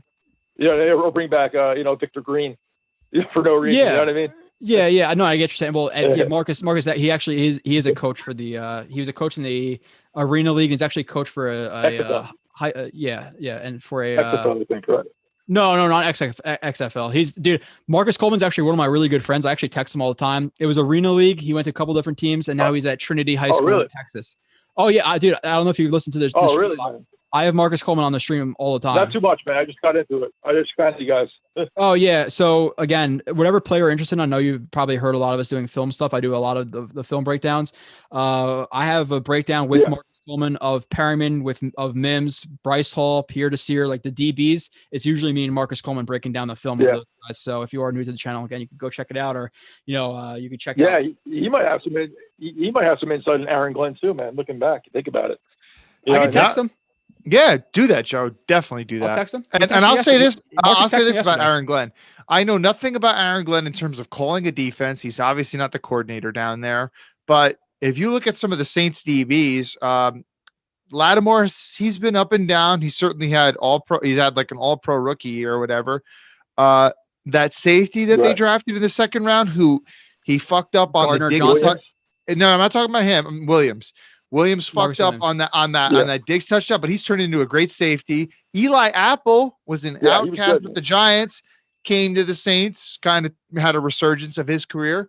So when you look at some of the ways some of those Saints defensive backs have been playing, sure. I mean, it looks like they've been coached up well, but in terms of, how much does he contribute to the overall defense is the defensive coordinator, which I forget his name. He's that young guy who used to be the Raiders head coach for a couple of years. How much does he rely on him in terms of putting together the game plan? Guys who float in the Saints circles would be better able to answer questions like that. Yeah. So. And like I said, but it is interesting though. Yeah, thanks, man. That's what all right, thanks, guys. I'll keep looking you guys. You guys are great, man. I think your name is Glenn. Is that correct or no? No, Joe. Okay, it is Joe. Yeah, the call screening is it's kind of wonky, but appreciate you calling in again. It's a different question. I appreciate that. And like I said, I know you're newer, but a lot of film breakdown, a lot of talk about technique, whether it be offensive lineman, corner, receiver, whatever. A lot of it's with Kyle or Marcus Coleman for the DBs, the secondary guys. So check it out if you're interested. That's a lot of what I do. And Marcus is a good dude. So I'll text him about Aaron Glenn. Maybe on the next show I'll talk about it on the next live stream. And text me when he answers you, Joe, because I'm curious. Take care. Take care. Thanks, Joe. Yeah, I was talking to Marcus the other day. He actually, it's like a high school thing, but he actually texts me first sometimes, which feels nice. That is cool. Yeah, he's a good dude. I think I'm going to Texas. I know I'm going to Texas for the Jets. Like whenever the Jets play the Cowboys, whenever the Jets play with the Texans, I'm definitely going to meet up with Marcus and have a couple beers. That is undoubtable. He lives in the Houston area, right, Marcus? I think so. I forget exactly where, but I know I'll be meeting up with him. So he said he likes the Texans, the Jets, and the Texans. So I think he's in the Houston area. Maybe he played for the Texans too. He definitely played for the Cowboys. I know that. No, he played for the Jets, the Texans, and the Cowboys. I think. Yeah, Jets, Texans, and the Cowboys. I think the Cowboys was his last stop. Yeah. No. I think he went for the Jets to the Texans to the Cowboys. Yep. Yeah, exactly. Yeah. Okay. Moving on. We're gonna do like a lightning round of the last stuff again. I usually like to keep it at 3 hours. We're not on a hard time, but 3 hours. We will go through the next show a little bit of Perryman, a little bit more technique. Him, Crowder, Herndon, Becton, Fant, McGovern, Clark. These are all guys I had queued up. Q, who's been dominating. Fadu Kasi, John Franklin Myers, like all that stuff we're going to talk about. I really wanted to talk about Q, but that's cool. We'll do it next week. Yeah. No, we don't. Yeah. Or next month. Excuse me. Next month. And if you want the breakdowns of these guys now for Q, one of the stats on him, which we're going to get to this, we're going to get into the topics of these guys. We'll do it a little bit quicker. Crowder, good slot receiver. The rest of the depth guys, not too sure about really if they're going to be here. Maybe Barrios. Offensive line. We'll go through the main guys. Becton, what are your thoughts on him? I know we talked about him a little bit. I think he's been very, very solid. Now there are guys like the Baldies out there who put up plays of him that I'm going to put up right now. That Highway 77. And the one thing he said in this Dolphins game was that he something like it was to the effect of he didn't make a mistake all game, which is so false. Like it is so wrong. And in the video, he says, and I watch it because I'm almost like watching it with like this kind of disgust. Like I just hate how people watch a 5-minute breakdown of 10 plays and think it's good film review. And in this play, he literally says, and he gets thousands of likes on it, and likes. Meanwhile, you're not getting nearly that much. Yeah. Oh my God. Yeah. This play was. And on this play, he says, "Oh well, Becton, clearing out the way for the running back, and he's snapping heads, and look how strong he is, and that's why this guy's head snaps back." Okay, listen. I know some of the people listening might not know a lot about like cuff techniques and quarter turns and all the stuff that I talk about in drop steps and zero steps. It takes no football expert to realize right here, Becton has his hand under his face mask. This is illegal hands to the face. So it's not a good play. It's actually a bad play because it is out in the open too. So it's easier for the ref to notice. But then people watch this and say, "Oh my God, did you see Becton snapping that guy's head back with all of his power?" And it takes you just watching the play in slow motion to realize what is Baldy watching and teaching people. Or the one play, it's a backside of a zone. And Becton wants to get in front side. He wants to get positional leverage. Like he should scooch technique and get in front of the 4-eye tech. And he actually almost drives the guy into the play. And he's like, "Oh my God, look at this down block. It's such a good down block." You don't down block on the backside of a zone. It's not what happens. Unless it's like you could obviously, if it's more of a tight zone, belly zone where the guy is going to commit to the A gap, like, yeah, then that's fine. But on the backside of a mid zone, you're not going to down block. But you're teaching people these things, and it's so bad. It really is so bad. And the problem with him is he's played in the NFL, so I know he knows better, but it's just lazy analysis to get likes. And he's got a job where he full time is able to do this stuff. He gets the coaches film and stuff like way before everyone else does. After the game is over. But so overall, it's like thoughts on Becton instead of shitting on Baldy for well, I love Becton. And yeah, he's got some rare traits that just pretty much very, very, very few guys in the league do. But he needs some work on stuff.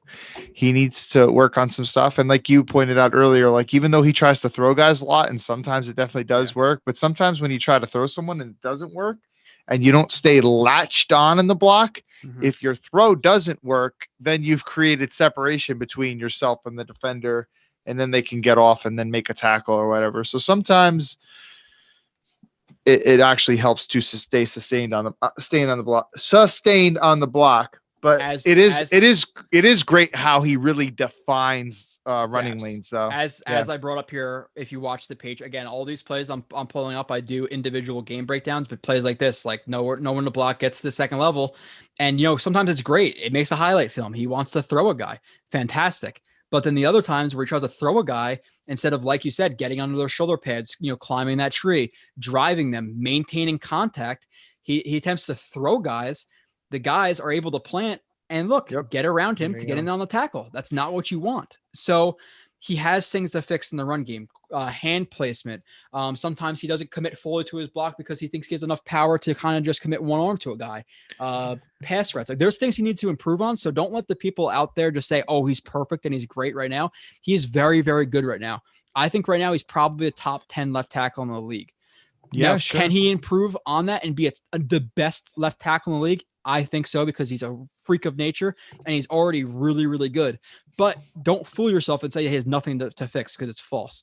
Moving on. Again, especially since some of the best left tackles in the league right now aren't, Bakhtiari's getting up there in age. I know he's got a new contract, but Tyron Smith. None of them are freaks like that. Trent Williams. Yeah. Okay. And now tight end Herndon, he has sucked. Hopefully he rounds it out. I have a couple plays of him here. Fumbles, drops. But he did have a nice touchdown catch. Fant, I think, is a guy who, again, typical media narrative was, oh, he's absolutely terrible. He sucks. The Jets busted this signing. I came on to Blitz and said, I think he might actually be kind of average for the Jets. His technique really improved throughout the year, all this stuff. And look at what Fant is now. He's an average-ish type tackle, correct? You compare him to either one of these backups, Chuma, 3rd-round pick, who some people were touting up his upside with his quick feet. The gap between Fant and him is very large. So is Fant average in terms of right tackles? I don't know if I could say that, but he's very serviceable. We can leave it at that. Which I think 99% of Jets fans, when they initially saw the signing, they said, oh, he's going to be a bad signing. The rest of the offensive line, McGovern, he's been spotty the last couple of weeks. He's definitely picked it up, and he's a large improvement over the guys they've had. I think he's been in that below average range this year, but I think he will improve. I think a lot of his play is kind of the warts of guys next to him, with Josh Andrews and Lewis. With Greg Van Roten out, he might struggle a little bit more. But I think McGovern, because it's such a position that's like conducive to the play around you with guards, he's not really losing a lot of one-on-ones. It's kind of assisting guys, and it's also there are some things with like stunt picks ups and things like that he's not necessarily doing as well as he did with Denver. But I think he is improving. So I'm fine with McGovern. He's not terrible signing, but he's been disappointing for sure. But I think he will round it out. Yeah, and you're definitely seeing him. He's on, just like Mark Schofield likes to say with quarterback development, it's not linear. It's not like a constant upswing, but we're seeing a general trend in McGovern's play as the season goes on, in my opinion. A young player in terms of snaps, he hasn't played a ton. Yeah, because he sat behind the guy Paradis, who everyone Jets fan wanted to sign, and then he went down to Carolina and kind of disappointed. Yeah, but he sat behind him for the majority of his tenure in Denver. He is still definitely learning, and he will never be an elite center because he's, in my opinion, he's just not strong enough. I don't know if you agree with that, but he's a great athlete, and in this type of scheme that Gase likes to run, while whether or not Gase is good at coaching it at this point in his career is a different story, but he does work well in a scheme like this.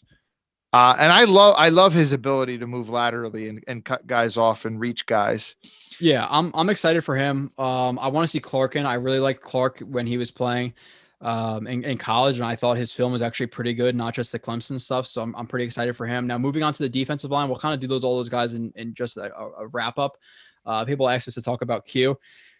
I said it before. I think Q is playing right now like a top 5 interior defensive lineman in the league. He's the run stuffs. He's taking on double teams. Last week, you saw him get off of 3 different blocks. I hate when people say triple team. He was not triple teamed. He got off of 3 different blocks to get the sack. His hand placement. So the thing that I noticed this year is he's more patient. Like he's more technical this year, where last year it seemed like he was leaning a little bit into his hands. This year, and again, I'll bring up plays the next time, but I'm noticing a lot of plays of him combining his feet with his hands like he did at Bama. Maybe I want to bring up one play. That was something that you highlighted so much in your film breakdown of him. Yeah. Next month, we got to do at least 20 minutes of Q. Okay, I'm gonna bring up one play just because I need to. Like this is the stuff that I'm talking about, and I'm gonna do a lot of these like in the offseason too. Like bring up some of these plays. His technique on this play and a lot of these plays is really, really good. And it's not something that people are going to notice in the broadcast view, or whatever. Like some guys might win pure power, pure athleticism, pure whatever. But he won at Bama because of technique. And I didn't see that year 1. It looks like he was swimming a little bit. Now it looks like the game is really, really slowing down for him. And it's fantastic. Obviously steps upfield, offensive line, is they're jump setting because they're selling the play action. So the center jump sets them, notices the jump set, hands inside, which is all good. That's fine. That's pretty generic, right? But then the torque from the hips right here to throw the center off of his base and not have him balanced, again, relatively generic. What I really love about this play is during an NFL snap where it's all within a second, 2 seconds, the awareness of him to notice that this elbow is obviously a lot of the force is coming from this elbow in terms of containing Q on this play. His right arm comes up to the elbow, forks the elbow to eliminate that contact point, and then he steps through with his right as he clears his hips. He steps through as he rips, linking the hands and the feet. You don't want to have them disconnected. So torque to get the guy off his base. The lift of the elbow, the fork, whatever you want to call it, paired with the step through into a rip to get right to Fitzpatrick all that quickly is really impressive. Like this is the stuff I saw at Bama, and there's plenty of examples of it. That's just one example of really, really good hand placement on the elbow to lift it as he steps through and rip. Like I really, really like that play. I don't know what you think, Kyle. Yeah, that's a great play. And some people might be wondering right here, like, well, if he goes to his left right here, he's got all this open space where he could have, and obviously he's got the center leaning, he could have went back in this way. Well, no, you wouldn't want him to do that for various reasons. If Fitzpatrick actually does hand the ball off here, yeah, he would create a huge running lane for the running back. So he can't do that. So it's good that he stays in this gap for the sake of the running game. Mm-hmm. And then like you pointed out with his technique, it's one of my favorite things about him is he's so good at getting nimble and skinny that offensive linemen just can't seem to keep their hands on him. Yeah, and that's a good thing. I brought that up on my show too, Kyle. So good thing. Props to you to recognize that. And I like I said, I talked about it. The fact here, I'm gonna bring up one more play of him because I do get excited about him, and we can go a little bit over. It's okay. Hold on. By the way, did you see that the Steelers lost? Whatever. I lost some money. But that might be a good thing for the Jets, though. Because they need to compete. Because Cleveland might be playing for the division. True. The thing you mentioned, that last thing in terms of him in the run game, I did mention that in the show. And you could see him as soon as his eyes are in the backfield, as soon as he sees that mesh point and he sees the Fitzpatrick not hand the ball off, that's when he attacks the elbow. Like, awesome play from Q.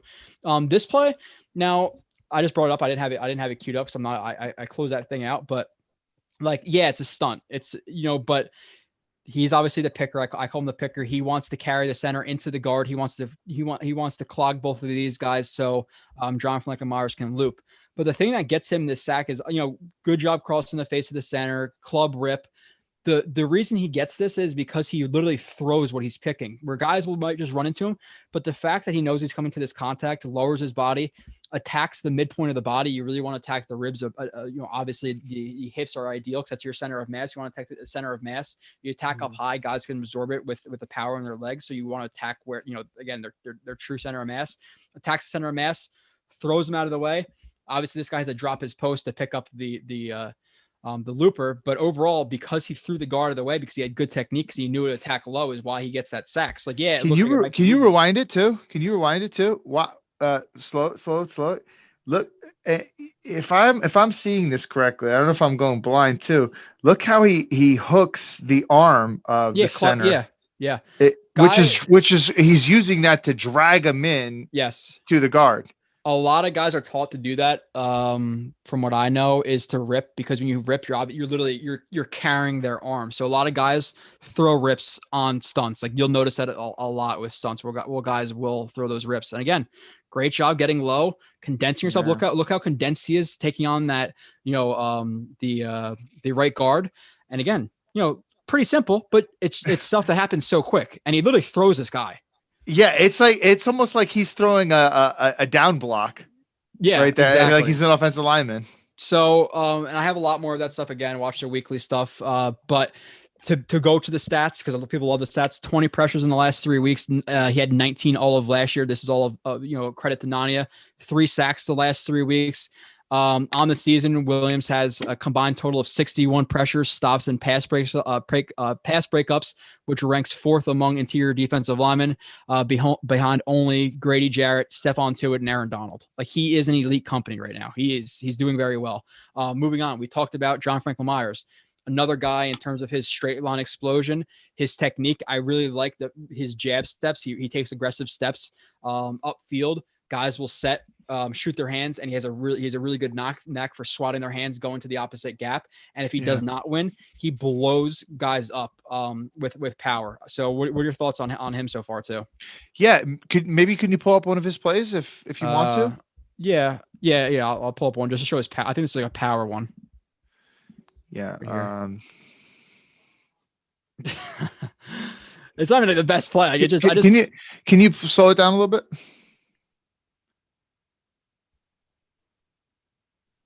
Who's he going against? Forrest Lamp? Is that it?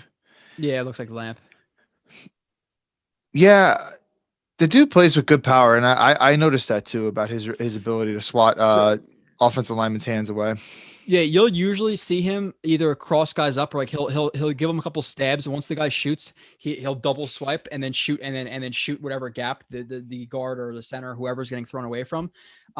Here he just plants. He double swipes, but the center is able to maintain contact with that left hand, drop his post, which is this foot. He drops it, become the kick step, and then the kick becomes the post. He's able to maintain that contact. He realizes he's not going to win. So now what does he do? Okay, well, I didn't win on my move. I'm going to turn my power into you. You can see him turn his hips into him. Now it's power. Now it's not technique.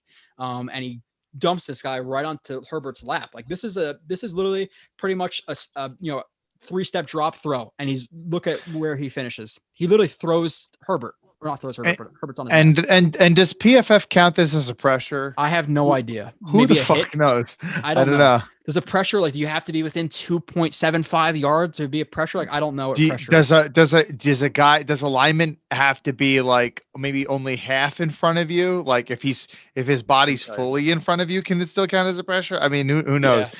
By the way, I couldn't help but notice, and this is something that I wanted to bring up today, and I didn't.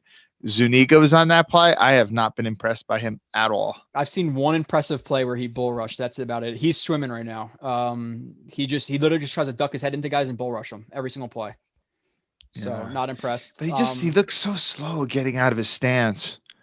The rest of the front seven, Fadokasi, he's a run stuffing monster. Like, that guy is strong as hell. Yes. So, really. One thing about him, man, like, and he's also a savage, like, running laterally down the line of scrimmage. Love that word. And like, if a running back is like kind of like has to plant his feet because the hole's kind of clogged up, if Fadukasi's coming, he's going to smash into him. The power for him to anchor down versus combo block right here and barely get moved And Flowers is a big ridiculous. dude, man. Flowers is a really big dude. So this are plays like people don't appreciate. Like the fact that he dents the post, but he doesn't really know it's the post. He just comes off the ball with good tight elbows. He sees this guy coming, and what does he do? Exactly what you're supposed to do. You want to turn your shoulder into him because you don't want him to get in front of your center of mass. You want to turn into him so they don't have a good contact point. You want to widen to work off that instep. What does he do? And you obviously want to drop your hips. Turns, drops his hips. The power he has in this left foot right here is ridiculous to hold up on that combo. And then not only that, he keeps his eyes up, pulls the guy or jerks him, whatever you want to call it, right into the tackle. That is he is awesome. I like Fadakasi so much in a run stuffing sense. So yeah, hopefully the Jets, they didn't give Damon Harrison the contract extension. Hopefully they don't make the same mistake with this guy, because you don't have to break the bank to pay a run stuffer like that. This one isn't as impressive. I remember this play too. Zero tech, good recognition, takes on the wham block, stands him up, tackle. Like he's good. But continuing on, let's go to the linebackers overall. I'm going to bring up some stuff with them. Well, not really, but Huff. He's played pretty well in a limited role. He's a decent pass rusher. He had a really good run stuff last week against the Dolphins. But for an undrafted guy, I'm happy with him. Lange, he's not a starter. He plays his hair on fire, but he's not a starter. Yes. He's not. He's not good in coverage. Basham is a good rotational piece. From the safeties, is Lange good on special teams? Because I feel like he's got special teams player written all over him. Yeah, I know the one. He is a special teams guy. I think he led the team in tackles and special teams last year, if I'm not mistaken. Okay. The one thing I did want to show with now Ashton Davis, what are your thoughts on him? Because I know you've been relatively impressed. He's impressed me a lot more in areas that I didn't think he would excel in. So in terms of like physicality and run support and things like that, that's where I've been impressed. But in terms of like his coverage ability, range recognition. Now, before you say this, this is a play again. People will speak. Okay. I already know what you're thinking. He gave up a touchdown. Okay. But he did a really good job staying square. He stays over the route. He shoots both hands. Gesicki does a good job of like wiping them away and being prepared for them. But again, good technique in terms of staying square, shooting with proper timing. What happens? It takes a little bit of film, just watching some film. You don't have to be an expert. What happens? He tries to get in trail. He steps on his heel. So he trips. Okay. That happens. Now what does he do? A lot of DBs panic. They look back to the quarterback. What does Davis do? Keeps his eyes on the tight end. Good closing speed. Gets his arm on to wrap, and then he shoots right through the hands. Gesicki does a great job of high pointing and turning it out. Yeah, this is and you're asking a lot from a player, a rookie right here. It's a good play. That's a good play by Davis. I don't care that he got beat by a touchdown for a touchdown. Yeah. Process versus results. If we're going to talk about him, why don't you pull up that play from the Chiefs game that we were talking about? Oh, hold on. The one thing I do want to, another play I do want to bring up too of him. Again, I didn't want to get into this stuff, but some of the power he has and the physicality in the run game is what I like too. He has a lot to learn, like technically, like things he has to learn, but like plays like this, like I like his mindset right here. He literally takes on a puller, he plays with such good pad level, man. The pad level. And obviously he's squeezing the run, but he squeezes the run so well and drops his hips in this guy. He flips the fullback over his back and takes out the running back at the same time. Yeah, great play, man. So the physicality stuff, man coverage, staying square, that stuff is all positive. Now, when you talk about leveraging routes, reading route concepts, staring back at the quarterback, those are things he has to learn. For sure. Effort, he has it. But, and that comes in time. That will get better. It can't get worse. I don't know if this is the play you're talking about. The one with you said they were capping Kelsey on the play. Ugh. Oh, yeah. I don't know if I have that queued up, but let me. Oh, it's fine. It's fine if you want. No, yeah, we're gonna go into Ashton Davis film in the future, but I had my notes up about it too, but then when my computer crashed, that shit went away. I said I think he's gonna be a solid safety in the future, but he has a lot to learn in terms of like the technical aspects of like reading guys and his problem at Cal is a lot of his plays where they looked great on film in terms of like guys who are not really watching it to know what they're watching is. Okay, yeah, he made a great he broke on this route, great. my problem with some of his plays was, okay, he broke on that route. He was staring at the quarterback the entire time. And the only reason he got to that route because the quarterback was late or the quarterback had a bad throw, where I want to see him properly leverage himself, expect breaks, things like that. Read the quarterback's drops. Like there's a ton of things he wasn't doing. Moving on, May, I think he's a decent safety.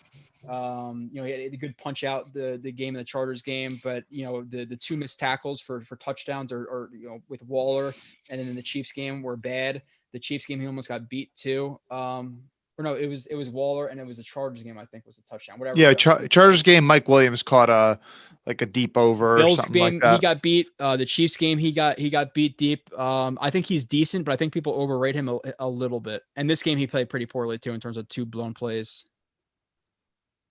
Yeah. Okay, let's move on just to the corners really, really quick, Kyle. You say average. I think he's a little bit above average in terms of free safeties. Slightly above average, sure. Is he a guy who's really good? I don't think so. I think he's more lapses than people think he does. But moving on to the corners, because I think my fiance is gonna punch me right in the face as soon as I walk out of this room. It's been a while. Well, I don't want that to happen. No, it's okay. She'll live. Hall. Don't say that. Again. Parker. Keenan Allen, Mike Williams, all these guys he's playing. The difference with him is he's staying square. He's getting his hands on. He's playing with good techniques. Could he fix up some things? Staying square for a little bit longer, getting a shuffle in, but like slingshot technique, like he is playing really well, but he's getting beat by some of these better receivers. So Joe, what you're telling me is that you've seen more from Hall in these couple of games going against these good receivers than you saw of any Bless Austin over the many games that he's played. By far. Why? What, no, I'm just fucking with you, man. Because a lot of people thought a little bit too highly of Bless Austin. Oh, well, no, like everybody did. Oh my God, he's gonna be our number 2 corner. He had a couple of good games versus really bad quarterbacks. Like, no, I showed this play to Marcus when we were doing. He had a couple of 77 PFF grades, dude. And people are like, oh, he's a great tackler. He misses a ton of tackles, and his technique is terrible. Like this, I'm not gonna get into it. If you watch the last stream with me and Marcus, this is such bad technique on 3rd and 3. You have no idea. Like the fact that he reads the quarterback and then reads the receiver, lets the receiver get into his blind spot while staring at the quarterback the entire time, and lets the break happen. And look at all the dead time at the top of that route. It's not like it's a good route. What are you doing, bro? What are you doing? 3rd and 3. I'm just glad he was playing in that game, dude. So yeah, Austin's not good. I think Austin is competing for a job next year. To be completely honest, I don't like Austin at all. But Hall has been much better than him. Hall, his first couple starts, again, playing those guys, staying square, all the catches that are on him, again, go back to the shows and watch it. They're all pinned, contested catches, things like that. Where guys like DeSeer and Tremaine Johnson and all these guys are getting beat by 10 freaking yards. So Hall impressed. And now he's got to go against Metcalf. Talk about baptism by fire, man. Yeah. Yeah, exactly. But again, he's like, there's plays where he's literally like, he's staying square, getting a shuffle in. Parker will push off of him. He's using a slingshot technique to get back inside, playing the ball perfectly, but Parker made a really good contested catch. Like it's a good play for a guy who's in his second start, like, or 3rd start, or whatever. So really impressed with Hall. So far overall too, for Guidry and Jackson being undrafted guys, I think they're competing for depth spots next year. Now, if your expectations for Guidry or Jackson to be starters, no, but overall, impressed with them. Other than that, I think that's it. This has been a very long show. Anything else you want to bring up really quickly? Next show we're gonna do maybe we'll do maybe another live stream like in 2 weeks to talk just film or something. Maybe we'll work something out. Me and you? Yeah. Okay. We'll work something out. We got to get to that rest of that film. Okay. Yeah. I definitely think that at some point we should probably do at least like 20 something minutes of Quinnen Williams film. You're talking about the 3rd overall pick and, I guess what I said. And, a lot of people are already saying he's elite and stuff. And I'm certainly very happy with him. So I think that would definitely be something that we need to do. I'm curious to see a lot of you're watching the Hall film a lot closer than I am. So yeah, that would be fun to do something like that. Adam Gase, I don't think he's trolling. I should consider being a coach, starting at like local high school, position coach in college, and eventually no. Listen, I'm pretty secure in my job. I like football as a hobby, to get some extra stuff on the side and stuff like that. But that's a whole different ballgame. The thing about football, man, is your first couple years, like when you're a coach, you're a pawn and you're making no money, and I'm about to buy a house.